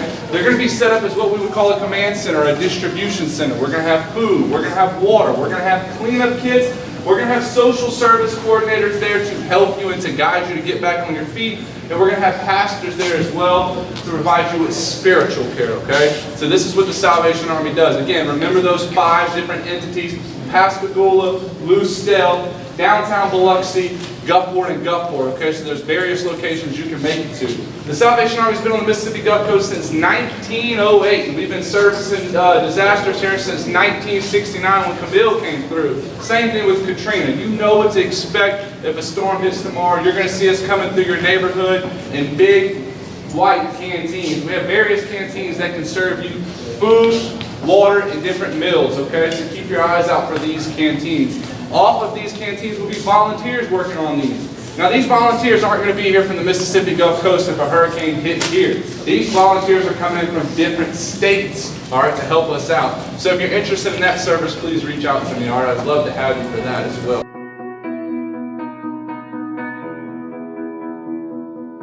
Coast Transit has a vital service that they offer in the wake of a storm, but it's a service that you need to know about right now, and it's a service that you can sign up for right now. Here to explain that service to you and the many offerings of Coast Transit Authority is the Executive Director. Please welcome Kevin Cocken. Good evening, great to see you all. We're the local public transportation agency. You heard a lot of information tonight on evacuation routes, help you can get, shelter. We encourage you to watch local media, stay on top of what's going on, current events, and when they call for an evacuation, make every effort to evacuate and listen to people. You know, a lot of low-lying areas, a lot of structures that are susceptible to high wind damage. So listen to local media. They're going to get information from the Emergency Management Agency, Harrison County Emergency Management Agency. We're there. We provide transportation, a support function for transportation. So if you're in an area that is called for an evacuation to get out and you can't get out on your own, that's what we're here for. You call us. We'll make arrangements. We'll come help you get out of harm's way. We don't want anybody to get hurt for lack of transportation. So we can't come pick you up. We can take you to a shelter. We use shelters in Harrison County that are out of the flood zone, that are manned by Red Cross. There's support there. There's food. The emergency management people are there to support you, to get you out of harm's way. We work with the Humane Society. If you have animals, many of us have pets. I have pets. I don't want to leave my pets. My kids are all grown and out, so that's my pet, my children now, my pet. We know that. So we have a bus assigned and personnel. We can help you move your pet to a designated pet shelter. You have to stay there and take care of your pet. So we're the last resort, not the first resource for you. We encourage you to get out of the area if you can. Any of you that have been here for bad hurricanes know what the condition the community is going to be in. You really don't want to be here after a hurricane like Katrina. You want to go visit with some family members for a week or two if you can. But again, if you're here, you're in harm's way, you can't get out, you call us at our office. Information's here. Here's a special hurricane evacuation brochure that'll give you all the information. We also have a registration. It's going on now. You can call us ahead of time. You can register. You can go online and register. You can call in and register on the phone. It only takes a few minutes. We get your information, who you are, where you're at, what your phone number, what your contact information is. If you register for us, when the Harrison County Emergency Management Agency calls for an evacuation, if we don't hear from you, you'll get an automated message. It'll call out and say, an evacuation's been called, you're registered, call us to set up your trip. We've got a very short window of opportunity that when the Emergency Management Agency issues an evacuation order for transportation to be available, we've got about 3 or 4 hours where we're trying to move everybody in Harrison County that needs transportation to a shelter. We have a lot of resources. We can do that. We've done this a lot. So, you know, unfortunately, we have a lot of experience. So we're there to help you. That's the main thing. The information's here. You go to our website, and we're just a phone call away. So we encourage you to register now if you think you may need help, but you don't have to be registered for help.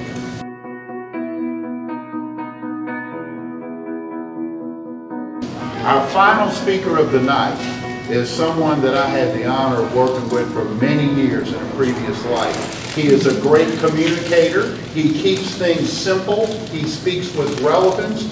Please welcome the Executive Director of the American Red Cross, Mr. John McFarland. He's also the oldest one here. That's why they made you laugh.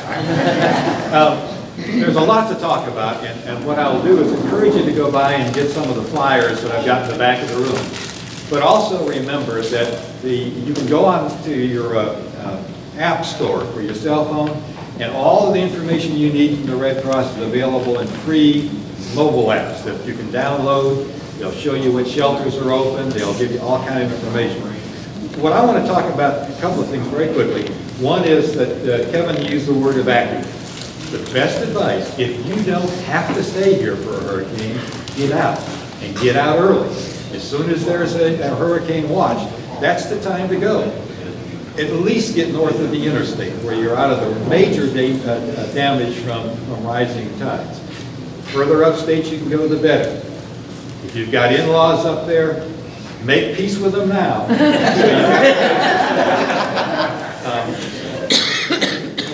It might be a wasted trip and you're coming back in a couple of days, but keep in mind that there's only 2 highways that can really get you out of here, and it's going to be you and 420,000 South Louisianans all trying to get out of the same interstate.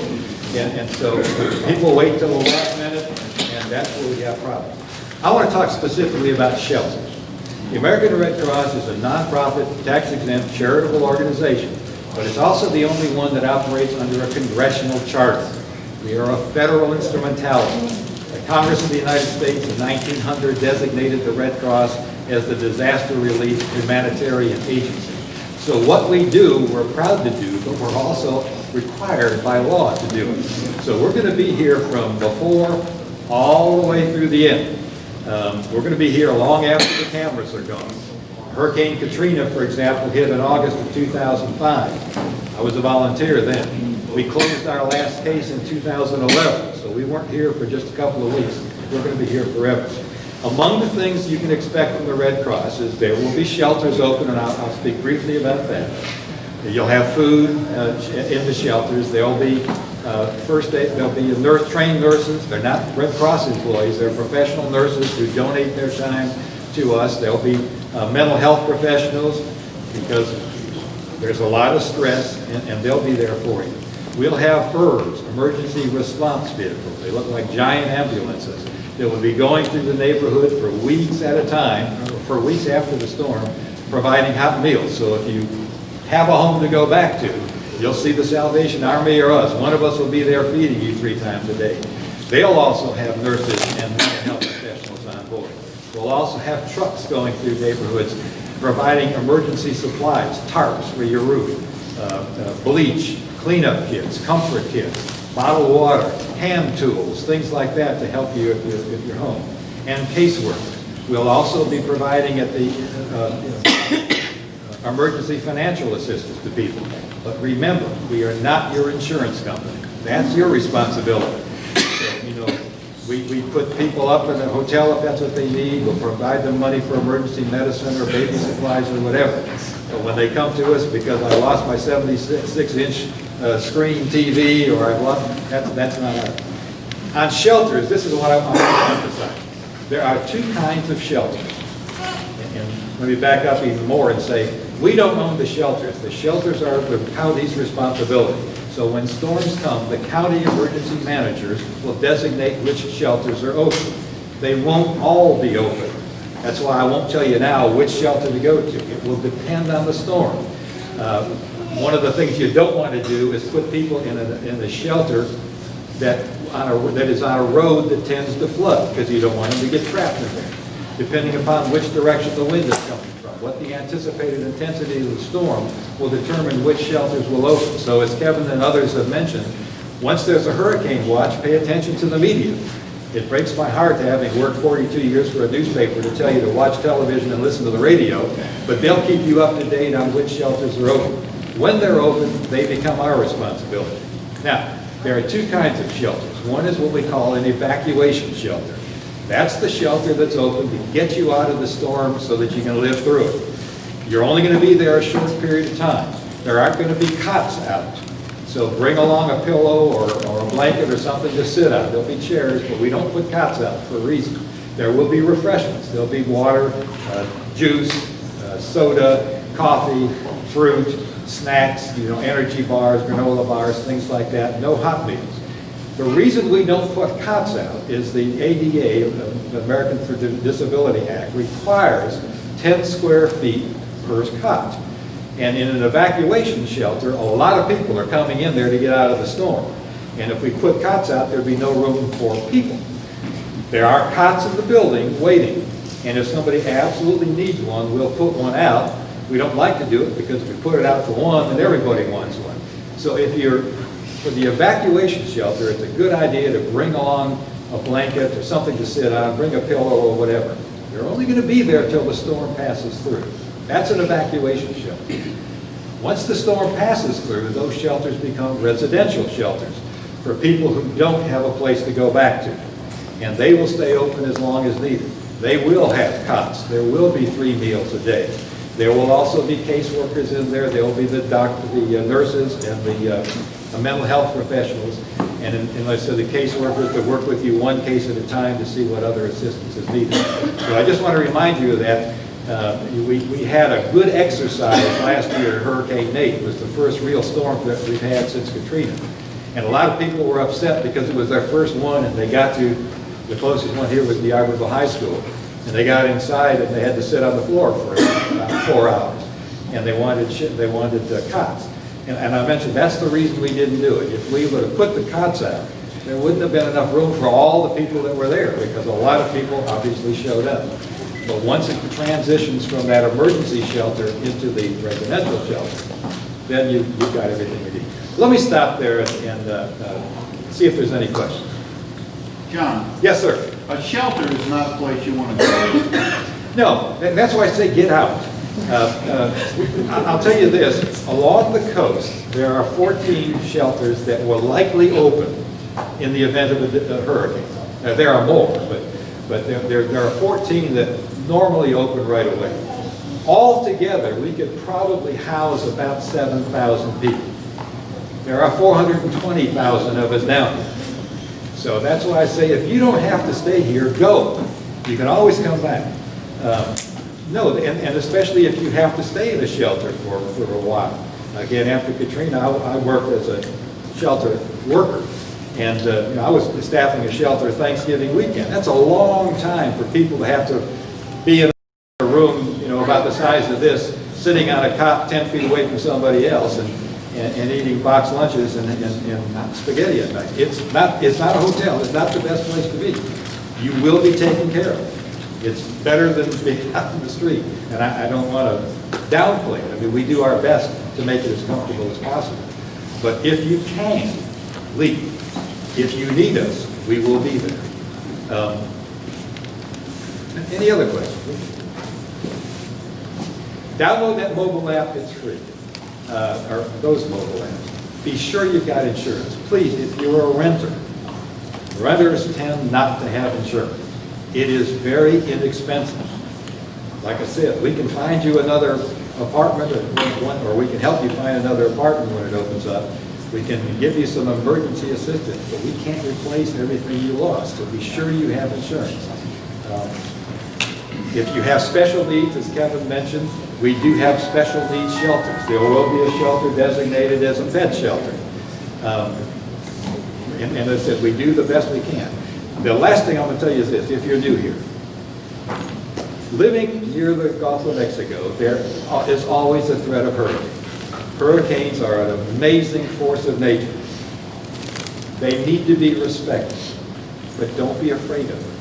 You live in an area that you could not live in a better area if you have to be near hurricanes, because you've got the most experienced first responders. Your police, your fire, your county people, your emergency managers, CTA, the rest of the team, MEMA, Mississippi Emergency Management, FEMA, and the Red Cross, which is part of that team. We've been doing this for a long time. And a lot of us are up in years, have been doing it for a long time. We communicate regularly. The city holds these things to get you prepared. So we know what we're doing. It's never perfect. They call them disasters for a reason. But it's not a first-time thing for us. So if you just listen to instructions, prepare now. If you can leave, leave. And then leave, just follow the instructions. You'll be okay. You don't have to be afraid of it. Respect them.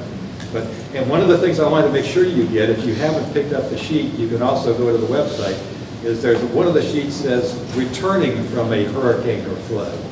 More people get hurt after the storm than during the storm, because they don't, you know, your guard is down. The storm is over, I'm going home, and I've either got a mess to clean up to help add to that 100-story pile of debris, or I'm lucky, my house is still there.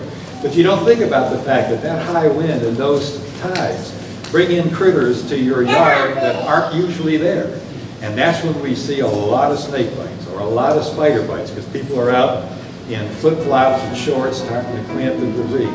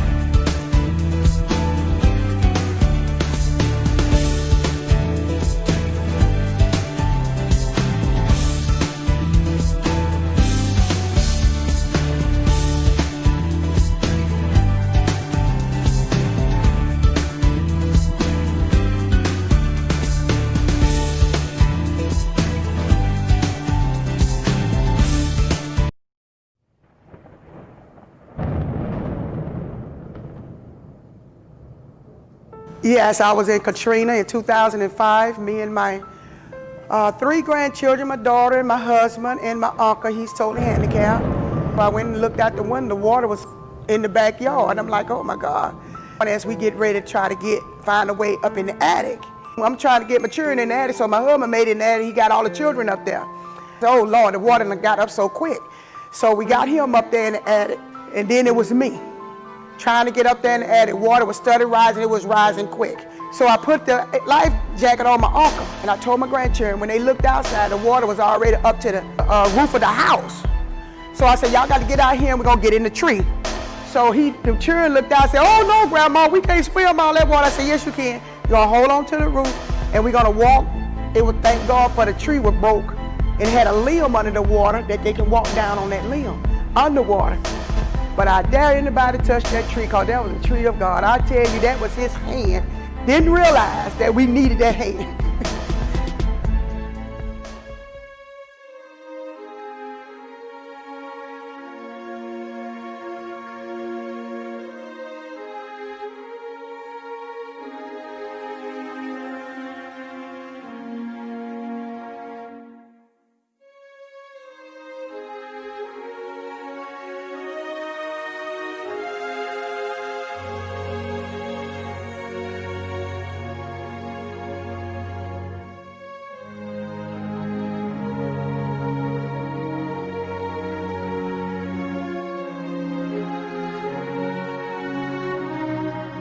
In the 15 years since Hurricane Katrina, the Salvation Army continues to give hope and be a beacon of hope in the communities that it serves. On August 29, 2005, we had received warnings that Katrina was coming, and my father wouldn't leave, so me and my brother decided, since we can't get him to leave, we're going to stay with him and stay at his house. At that time, it was a Category 1. Didn't think it was going to be too bad, so we went to bed that night and woke up the next morning and it was up to a Category 5. We knew it was too late to leave then, so we just decided to hunker down. About 9 a.m. that morning, we looked outside and the water started coming up. Came up pretty fast.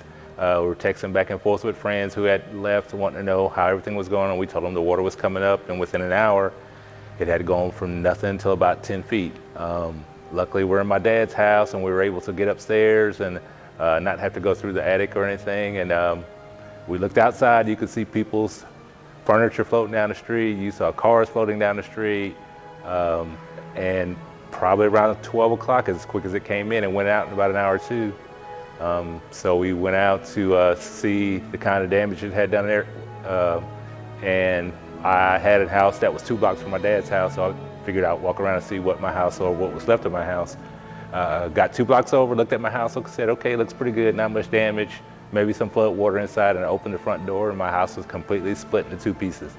So everything had washed out, going into the bay, and basically lost everything. You know, from that point on, we started seeing Salvation Army trucks coming around to start assisting people, and we were getting ready. I remember coming here to the Salvation Army headquarters here at the stadium, and they're doing tetanus shots for everybody, giving out food, giving out help. So at one point, when I was looking for a job, I decided to come here to the Salvation Army to use the Croc Center because I figured I would give my money to someone to help me. So I started working here. After working out here, I started working here and volunteered for the disaster relief team. I always said after Katrina, with the amount of help that Salvation Army gave us, I would love to give that back. So I was deployed during Hurricane Michael in Florida after that hurricane, and was able to help a lot of people out. We were doing about 10,000 meals a day, and saw a lot of happy people that were happy to see the Salvation Army in town helping people out. I had damage at my home from Katrina, come to the Salvation Army to get some assistance with some bills that we had that they were helping with. Met Wanda Lowe, looking for work, so I was hired here at the Salvation Army, been here 15 years. I worked first in social services, where we'd actually go out to all the homes and cry and talk and pray with all the victims, write down their needs, see what their main needs were, and try to help them as much as we could. I've now moved up to administrative secretary to the majors, and been here 15 years. I started with the Salvation Army as a bookkeeper slash social services worker. 2 years, almost 2 years into that is when Katrina hit, and we had a small office down on Howard Avenue. And the day that it hit, we drove down there. We drove right past it because it was pretty much completely gone.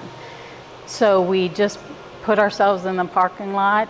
We being me and my husband, he was there with me, and we just started helping people. My first indoctrination to the Salvation Army Disaster Assist program was just running down the street and helping somebody that was trying to clean up their house and what was left of it, and they fell and a shard of glass went through their throat. So that was the first, emergency incident that I attached myself to, and after that it was just nonstop of feeding people, clothing people. We didn't have an office, so I worked out of my van for a while, and then up went the big white dome that we call home for several years, and we worked out of there, and I was the site coordinator for Biloxi. And what we did was in this big dome, we serviced people. We gave them supplies to clean up their house, or we had food, we'd give them food. We'd help them with rebuilding their house. And so many people lost, everything. So some of the things that we could give, they didn't even have a house to put it in yet, but yet we tried to do what we could for them. And even some of the people didn't even, in this part of the town, we had a lot of senior citizens, and right across the street from the dome, we had a couple ladies that didn't even make it to see their house totally rebuilt, and those are the sad things about it, the whole disaster. But the good things, there was a lot of good things every day. We seen people rebuild their lives, and their houses were better for it, We also service people in paying their rent if they still had a house. We helped them with the rent because they lost their jobs or their utilities. The hardest thing was, as being site coordinator, was right off the bat, they said, you need to find 10 caseworkers that can help you. And that was hard to do because people weren't looking for jobs right at that minute. They were trying to rebuild their lives and their homes. So bringing them into work was not at the top of their list right then. But we found some very qualified individuals to work for us and do the most good with the Salvation Army. The best thing I can say about Katrina, it made me a better person. It made me, it brought things out of me. It made me a stronger person, made me a more compassionate person. I would never want to relive those days again, but I would never want to live my life without that event, because it made all of us here on the coast who we are. It made us different people, better people.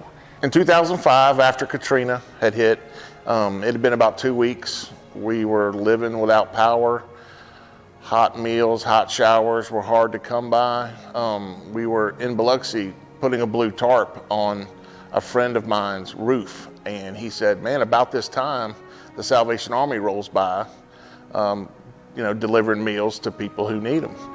And it sounded good. We hadn't had a hot meal in weeks. And sure enough, around 12 o'clock, the canteen came by, and we ran up to it, and they were serving spaghetti and meatballs. And didn't really know it at the time, but that it was the best meal we had had in weeks, and it tasted like the best meal we had ever had in our life. It was spaghetti, meatballs, hot garlic bread, and a Gatorade. We were living on water for weeks, and that Gatorade tasted the best of anything we could have had.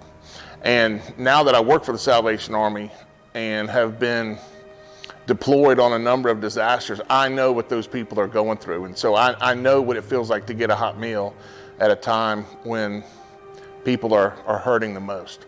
So I've always remembered that, and knowing when I'm out on deployment, we're really doing some good.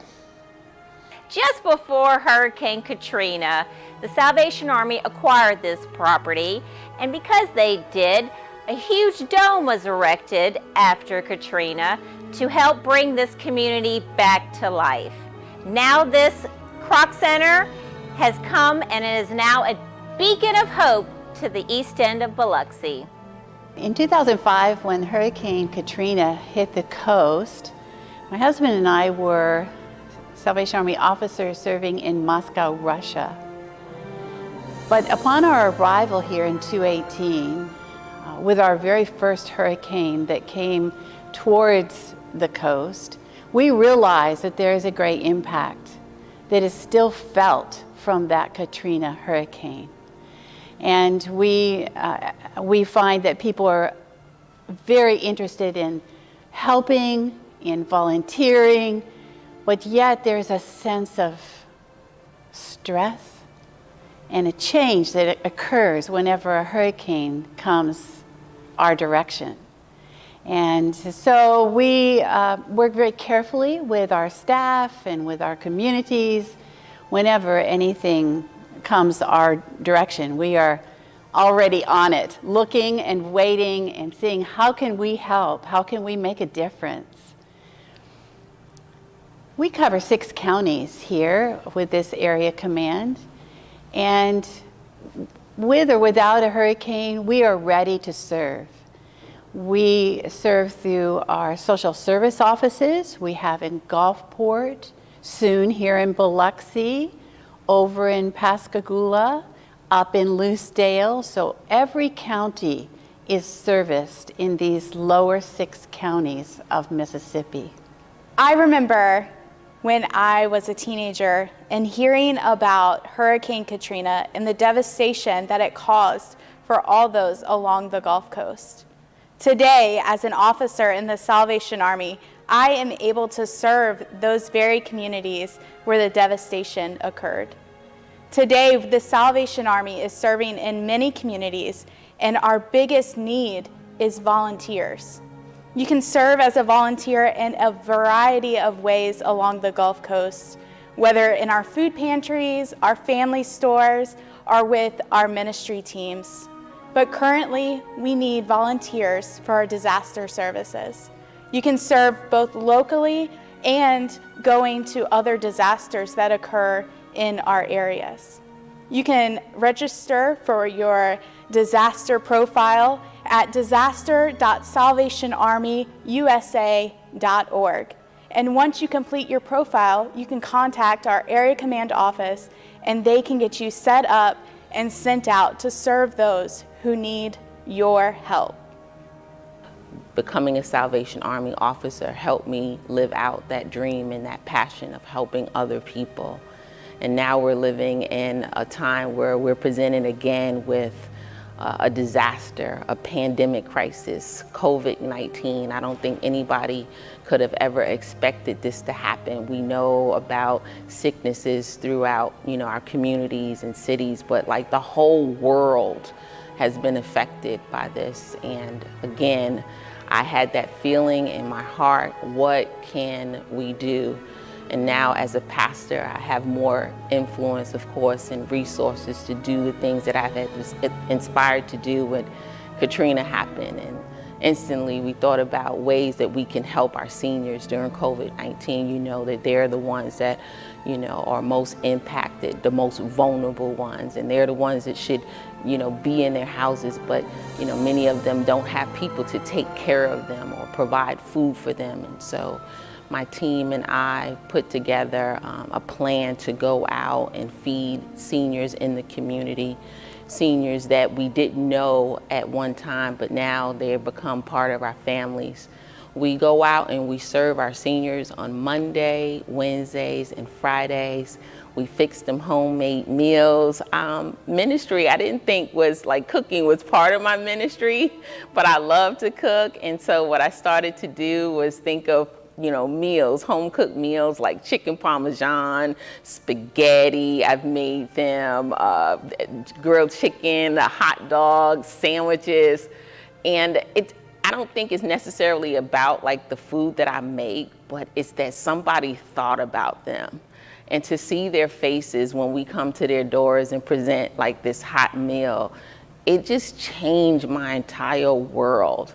It made me think that, and it's so not about like me and what I'm personally doing to get like gratification or whatever, but it's about like putting a smile on someone else's face. So I'm so thankful for the opportunity that we have to feed. We fed over, I want to say, about 5,000 meals thus far, and we are going to continue on that service because I believe that COVID birthed out this senior meal delivery. They're our family and friends. Many of them are retired veterans. And so that's such a blessing too that we get to offer that. We get to see through the lens of God, most of all, how people are coping and dealing with this. And when a senior says, God bless you and thank you for what you're doing, that is just an added blessing to us. And so we're blessed that we're able to do that. We also are able to take care of our congregation as well, doing live virtual services from our Bible study to our worship, because church has to continue on. People need to be continued to be uplifted, encouraged during this time. They need to know that there's hope. We wear our Salvation Army Hope shirts, and they love that with our shield on there.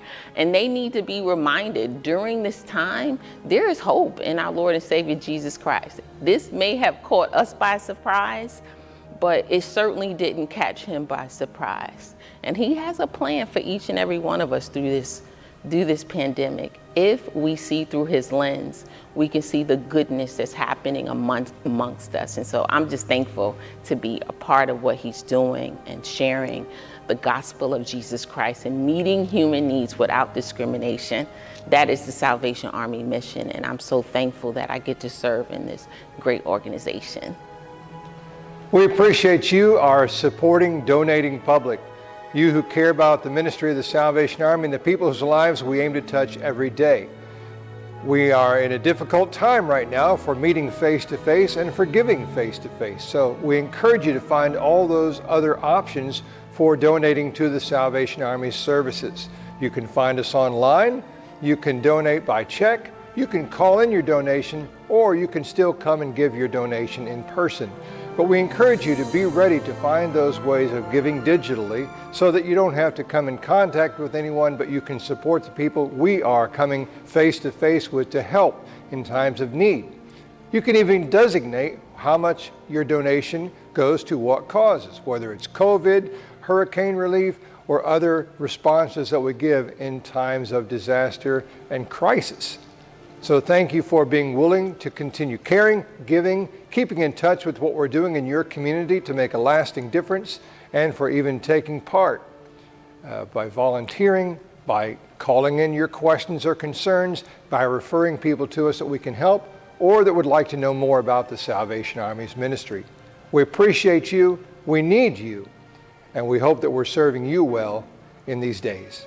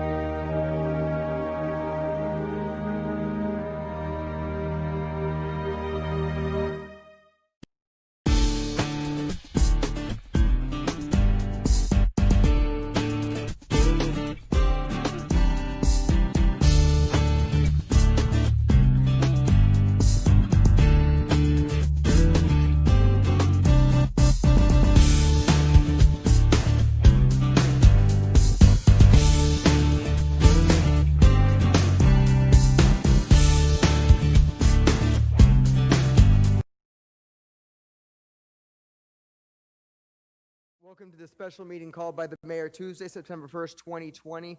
The agenda is a public hearing regarding the budget. Do I have a motion? I do. Got a motion by George Lawrence, a second by Paul Tisdale. Call for the question. All in favor? Motion carries. We'll begin with the mayor's report. We have no report. We're ready to get to the business of the budget summary. Thank you, Mr. Mayor. Council report. Councilman Tisdale? No report. Councilman Lawrence? No report. Councilman Barrett? No report. Councilman Guines? No Councilman Glavin? Thank you. And I have no report. This will bring us to the public agenda. Lucy?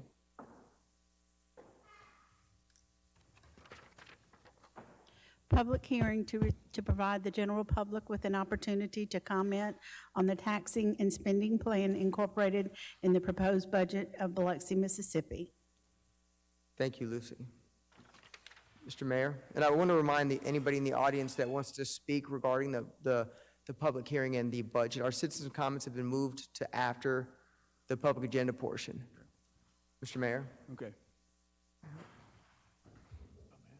All right, thank you, Mr. President. I think you have a single sheet. It's my talking paper to talk about the preparation and the point that we come to today. And it's kind of three sections. Actually, the top would be where we were in 20, and when COVID came along, we put the brakes on. And if you can look at over to the left part, the general. This is just general fund expenses and revenues and summaries. But from the left to right, we got the number of employees, actual employees plus budgeted vacancies. And as you know, jumping forward a little bit, March came along, and April and May, we took a significant hit to a lot of things for about $5 million or so. We hope that'll wind up being about $5 million to gaming revenue and sales tax. So looking at where we were, and again, you see the little note on about 720, as I said, we did take the opportunity to examine where we were with vacancies, and you saw about 100 vacancies there, not 96 vacancies. So our accounting group and Mike, we said, where are we now with personal services, which is about 70% of the ball game, as well as what's remaining for FY20. So therefore, we actually developed a schedule to reserve about $2.7 million. That's right in the center of the page. So we reduced the basis for the 21, but was the adjusted basis for 20 or from 2020 to 21. So we went from about 65 million down to 63 million in expenses for this year, and we're still trying to play to that number. As far as now really, what we did was eliminate. Mike, jump in anytime, or Diana or Jody. We eliminated about 90 vacancies that was part of the budget, and we examined where we'll need to be as far as 21. And that figure right there with actual employees and vacant employees, that's what we have. This is about the fourth set of numbers where it's pushing towards the 2021 budget. One of the things, if you asked me if you said I could jump in, so I will. Yeah. As this was unfolding, we saw one of the options we had would be to furlough or lay off employees, and the mayor wanted to do everything that he could do to avoid that. So we started looking at options. You're aware that we refinanced the bonds, which was over $300,000 savings on the year.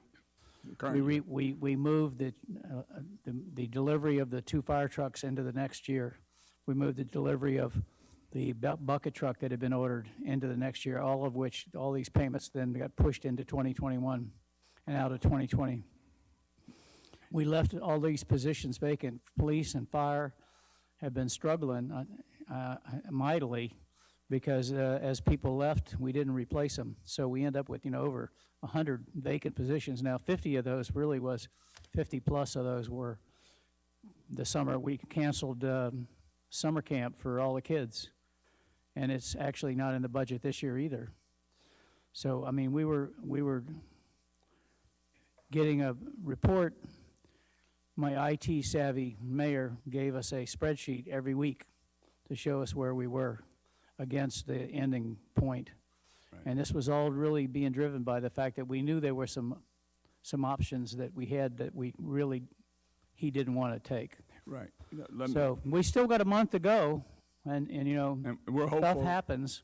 Again, this budget reflects, we're hopeful of a $5 million loss in revenue. So if you if you look at the beginning stuff and somebody grabbed $5 million, that would be a big hit. And that takes us down to the very bottom part of the thing. But let me continue what Mike was talking about. So we looked at next year, the 21 year, and so instead of leaving those vacancies, we actually skinny down what we could actually do. So, basically in this budget, we're reflecting in the general fund 584 actual employees plus 14 vacancies to be budgeted. And that's what that last column, the FY 2021 budget. So that means there are going to be still firemen that are vacant positions, and when we begin the new year, there'll still be police that'll be vacant positions when we begin the new year, and there'll be public works employees that'll be missing when we begin the new year. Well, these vacancies are programmed and budgeted. So with that in mind, these numbers that you see, that the bottom line of the general fund would be 58,282,967. In the non-departmental, we made some adjustments through the budget workshops and council workshops, so that other big part of the non-departmental budget is $4.539 million. And for the record, the council added $90,000 to the non-department budget during the workshops, and that money's still in there. Yeah. Everything you've asked for, all the plus-ups that you asked for are still in there.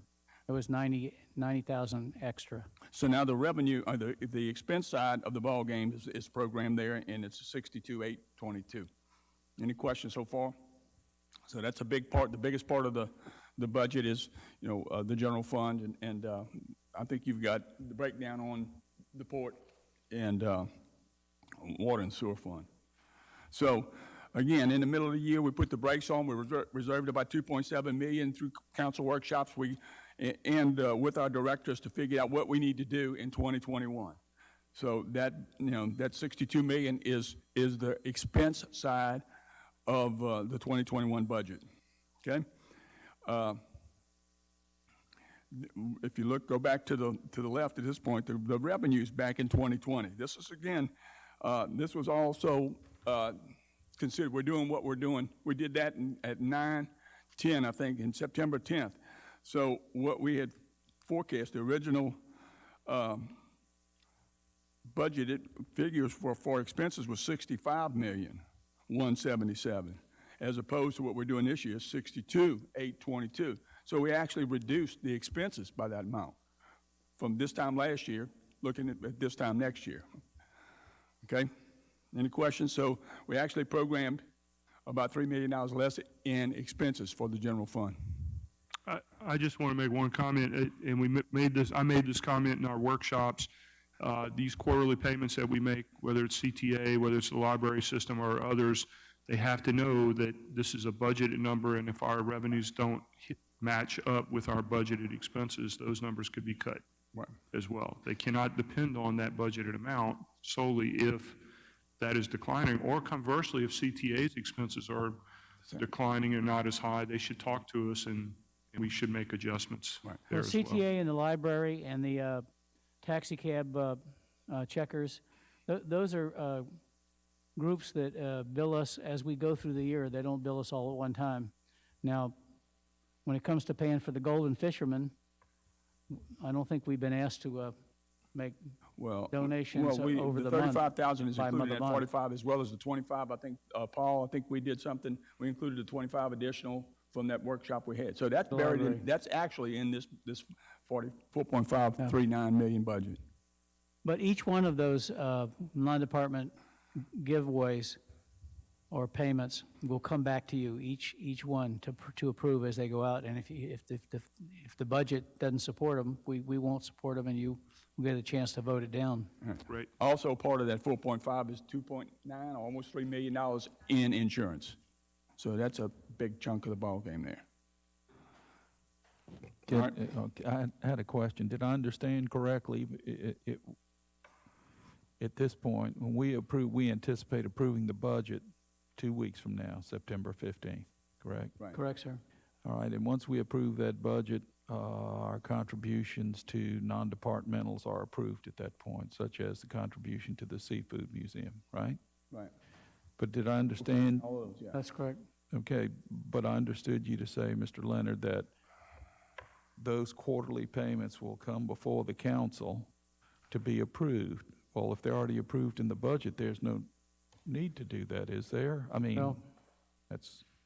It's on the docket, I guess. is No, what you mean. it's on the docket. Right, it's on the Shows docket. that- I just wanted to be clear about that. I mean, Mr. Glavin's point is well taken, and that is, we don't know what we are always guessing at our revenue. Right. But once we approve the budget, then these appropriations are good to go. But as Mr. Glavin mentioned, if our revenues are lagging that far behind, we have to reconsider some of these things. Then I'm assuming at that point, Budget amendment. these would be, right. Yeah, well, I mean, Right, which is what we typically do. I just wanted to clarify that Just point. one comment, Councilman, and that is, that's true of the CTA and the Taxi Club Association and so forth. And it's true of the agreements. What's not true is that if it's Cruising the Coast, for example, they then send us an invoice. Right. If it's the council of, or the CASA group, they send us an invoice, and those invoices make our way back to the council. I don't know why that is, but that's what we've done in the past on the donations, shall we say, the donation side of the budget.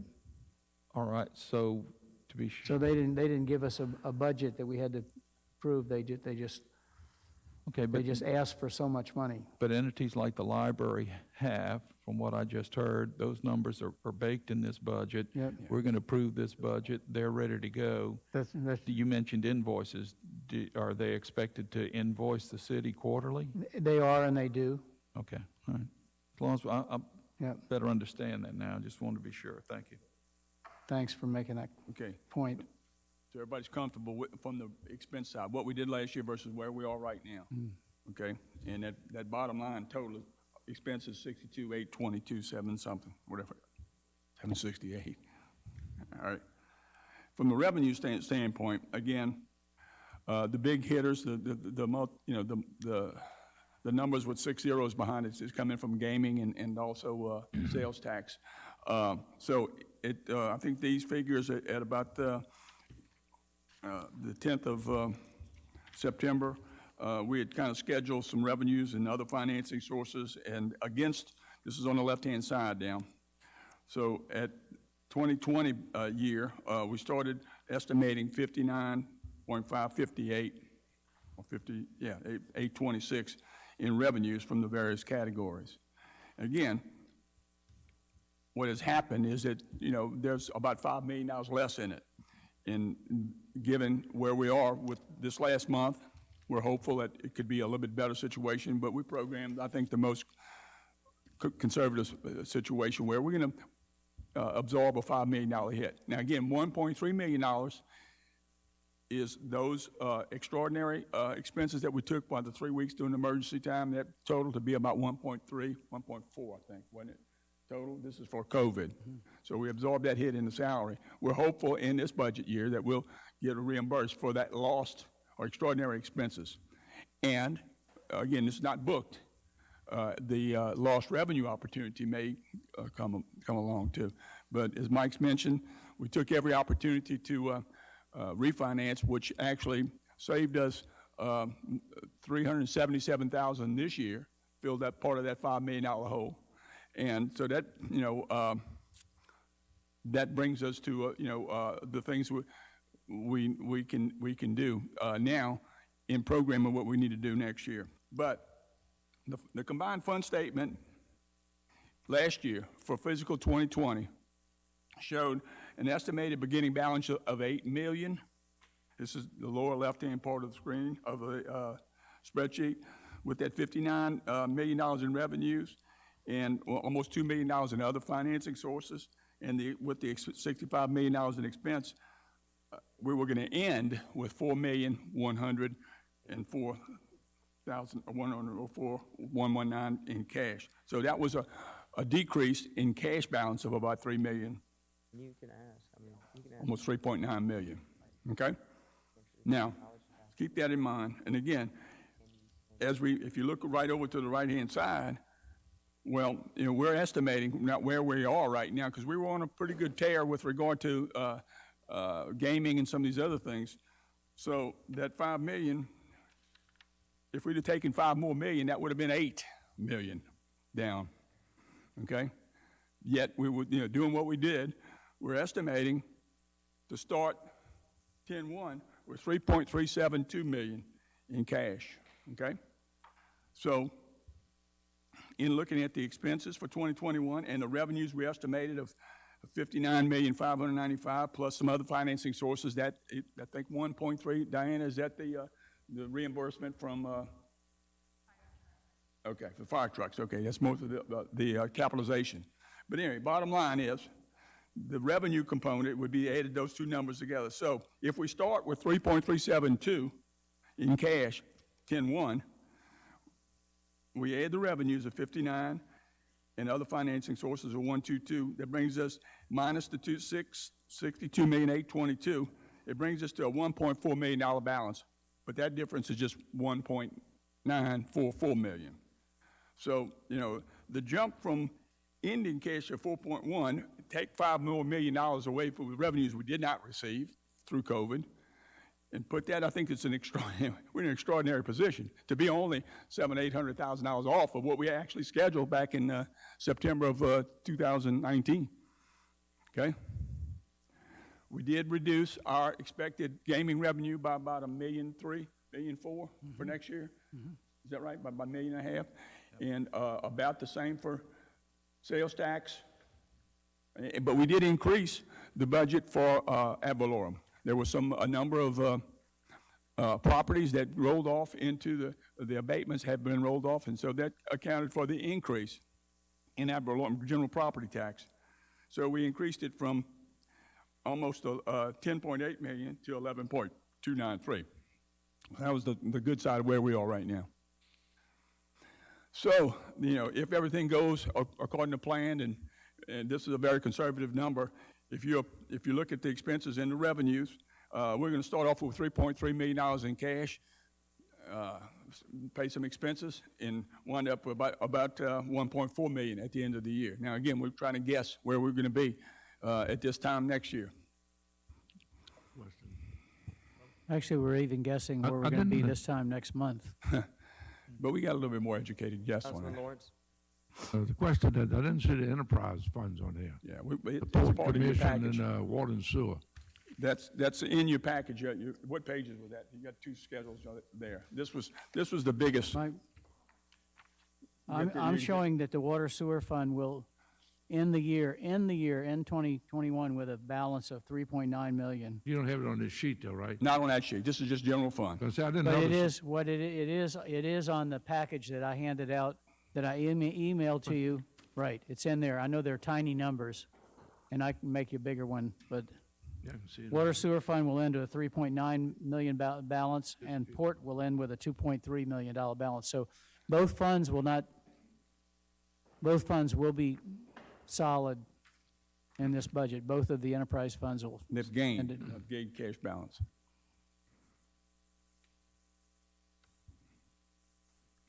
And that's thanks to the council allowing us to raise the water rates just 2%. Every little bit helps.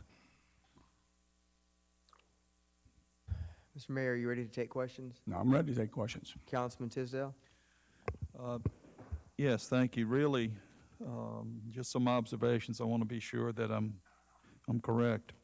When we talked about the number of employees, these we show the actual employees and the positions vacant. You noted that we're going to start with a few empty positions at the beginning of this fiscal year. It did not include any of the, I guess, what we'd call seasonal employees, correct? We correct. Okay. Parks and recreation. Right, well, More than 50. that's correct. For example, we have part-time lifeguards, some of those positions. won't be or may not be filled, but likely they're not indicated here as being filled, and that's going to crimp folks swimming in the natatorium, or particularly at the Snyder Center and the pool. Yes?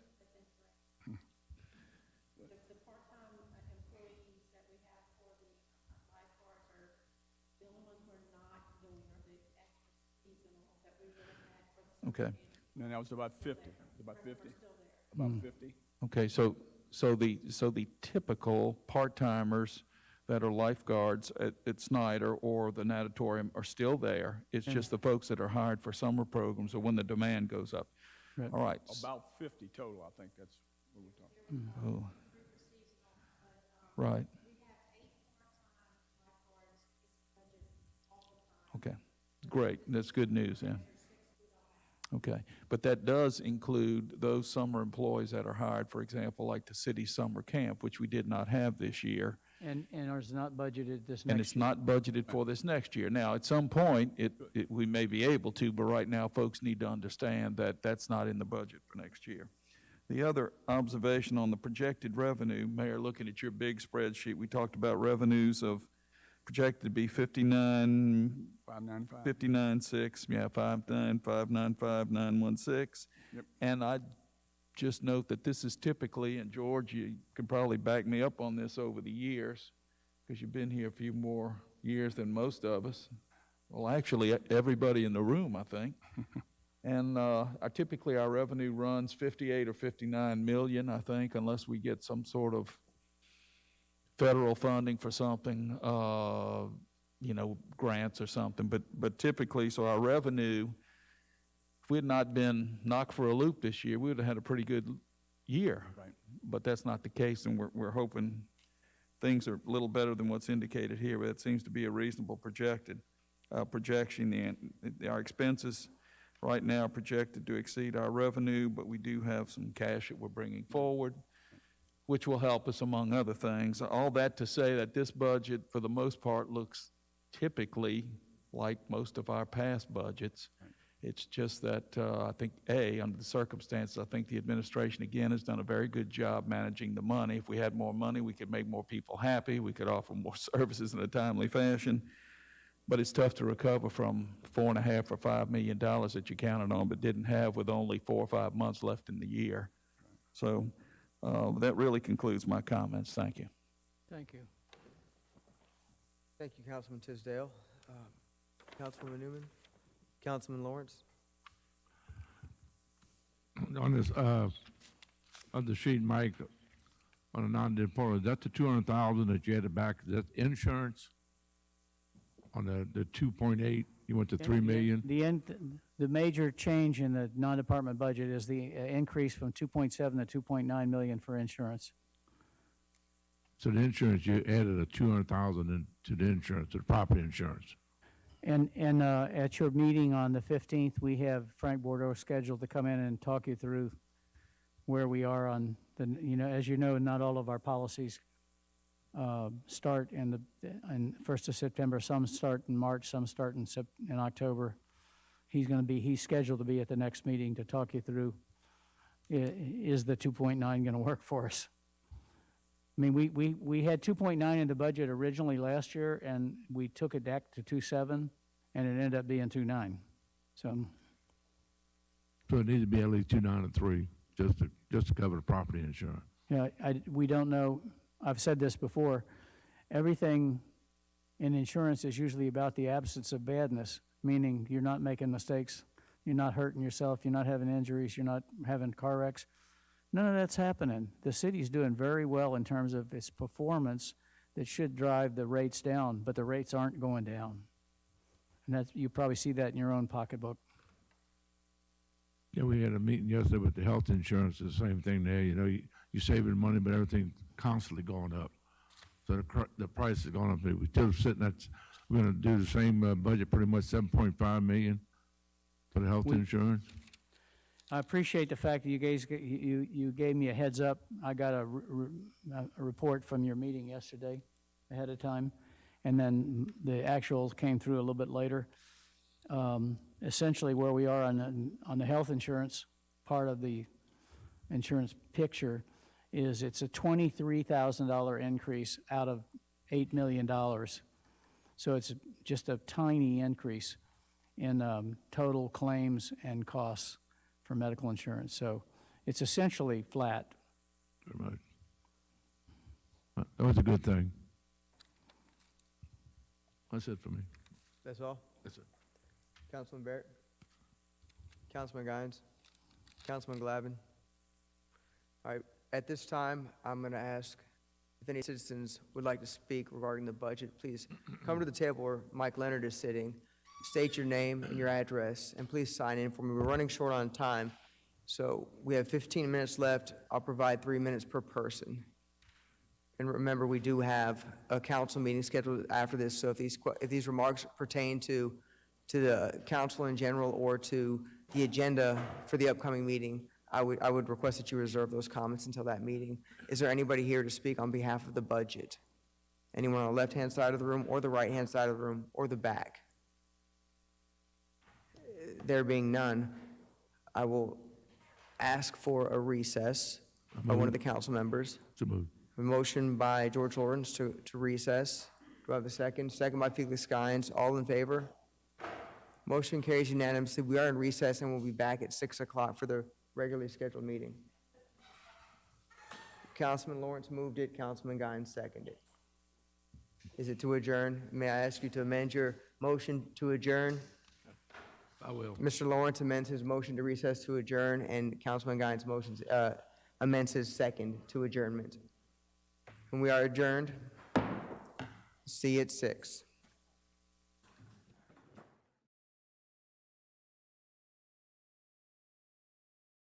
Welcome to the Biloxi City Council meeting of Tuesday, September 1st, 2020. Do I have a motion to suspend the rules? Motion by George Lawrence. Do I have a second? Second by Paul Tisdale.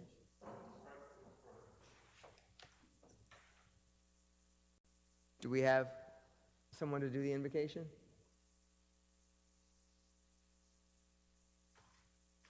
Do I have a volunteer to give the invocation? I'll do it if you like. Am I not in the mic loud enough? All right. If you would bow, please. Oh God, when I have food, help me to remember the hungry. When I have work, help me to remember the jobless. When I have a warm home, help me to remember the homeless.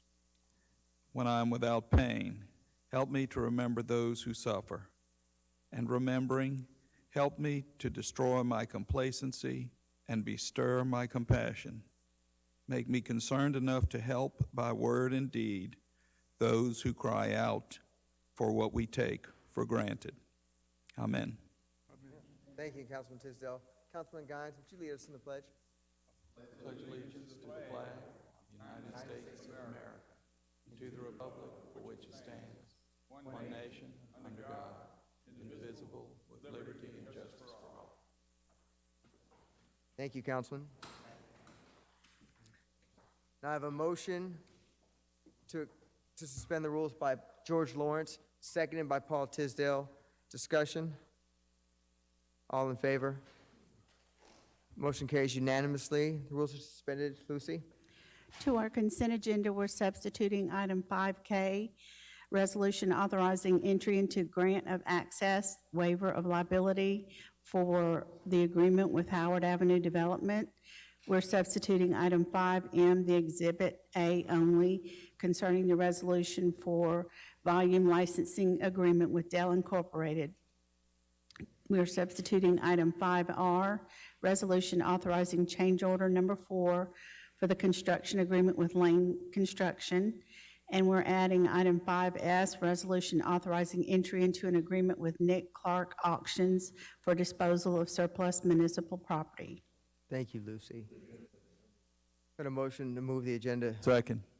Seconded by, motion to move the agenda as amended by George Lawrence, seconded by Paul Tisdale. All in favor? Motion carries unanimously. Mr. Mayor, your report. Thank you, Mr. President. A couple of things. We welcome everyone to our first month of the end of the FY 2020 meetings. Again, I thought the workshop and the questions today in our budget hearing was, I think, very good in my thought that we're moving forward in the right way. I do want to thank the governor for coming down here and laying our wreath at the Katrina Memorial.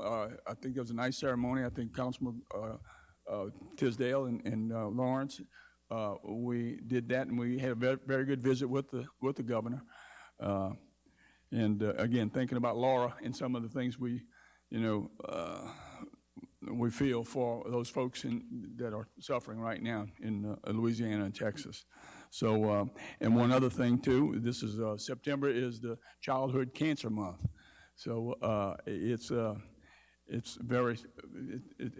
something I think we need to keep everyone who has issues or has family with the childhood cancer. It's a proper thing to do, and prayers go out to those folks who are struggling through that childhood cancer. Well, yeah, we'll tell them about the $2 million, but this is the, we got the final, as a result of, I think, our meeting with the governor, the final $2 million of funding for the new main gate, and actually the last, we were notified today that the $2 million will be awarded. So that brings us up to, the completion of the outside the gate work on Division Street. So we're very fortunate that's going. So working on Sanger, I think that'll be a pretty good 2 hits that we'll get hopefully within the next few days from both of them. But I do, did I forget anything else? Other than, we want to spread the expenses of Biloxi travel credit card to the minutes. I always use that and forget it most of the time. But I think that concludes my report. Thank you, Mr. Mayor. We'll begin council reports. Councilman Tisdale. Yes, thank you.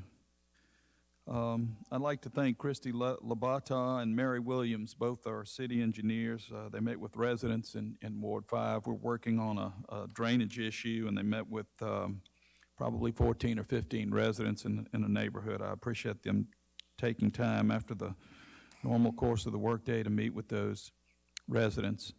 Do have a question. I know we've got the cruising the coast, we've got the block party, and are we doing, I know it's a lot of people and several blocks here in downtown. Are we doing anything that we don't typically do given the virus related to that event? We've been trying to spread it out a little bit more, but it's tough to do that. But I think we had a couple of meetings, Chief. I think that we're going to do our best to ensure that, but maybe with some channeling of people where people walk and that sort of thing. But I think we're hopeful that we can work it out, and hopefully that the conditions will be better by that time. We're going to mention, Chief?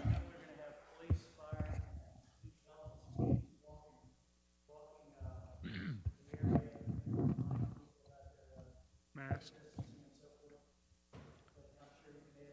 We are, and the teams, I think, are going to be a good idea. And what they'll do is just go throughout the crowd, see people that are getting too close, so just remind them, tell them they need to put on a mask. If they're not wearing a mask, we'll have masks available naturally. Usually the big crowd is out here. We're going to try to space that crowd out as much as we can. We'll try to space the vehicles out a little further than we usually do. And then, we're hoping people are going to abide. I know that that Woody Bailey is putting that in all his paperwork. He's letting them know that these rules are going to be in place.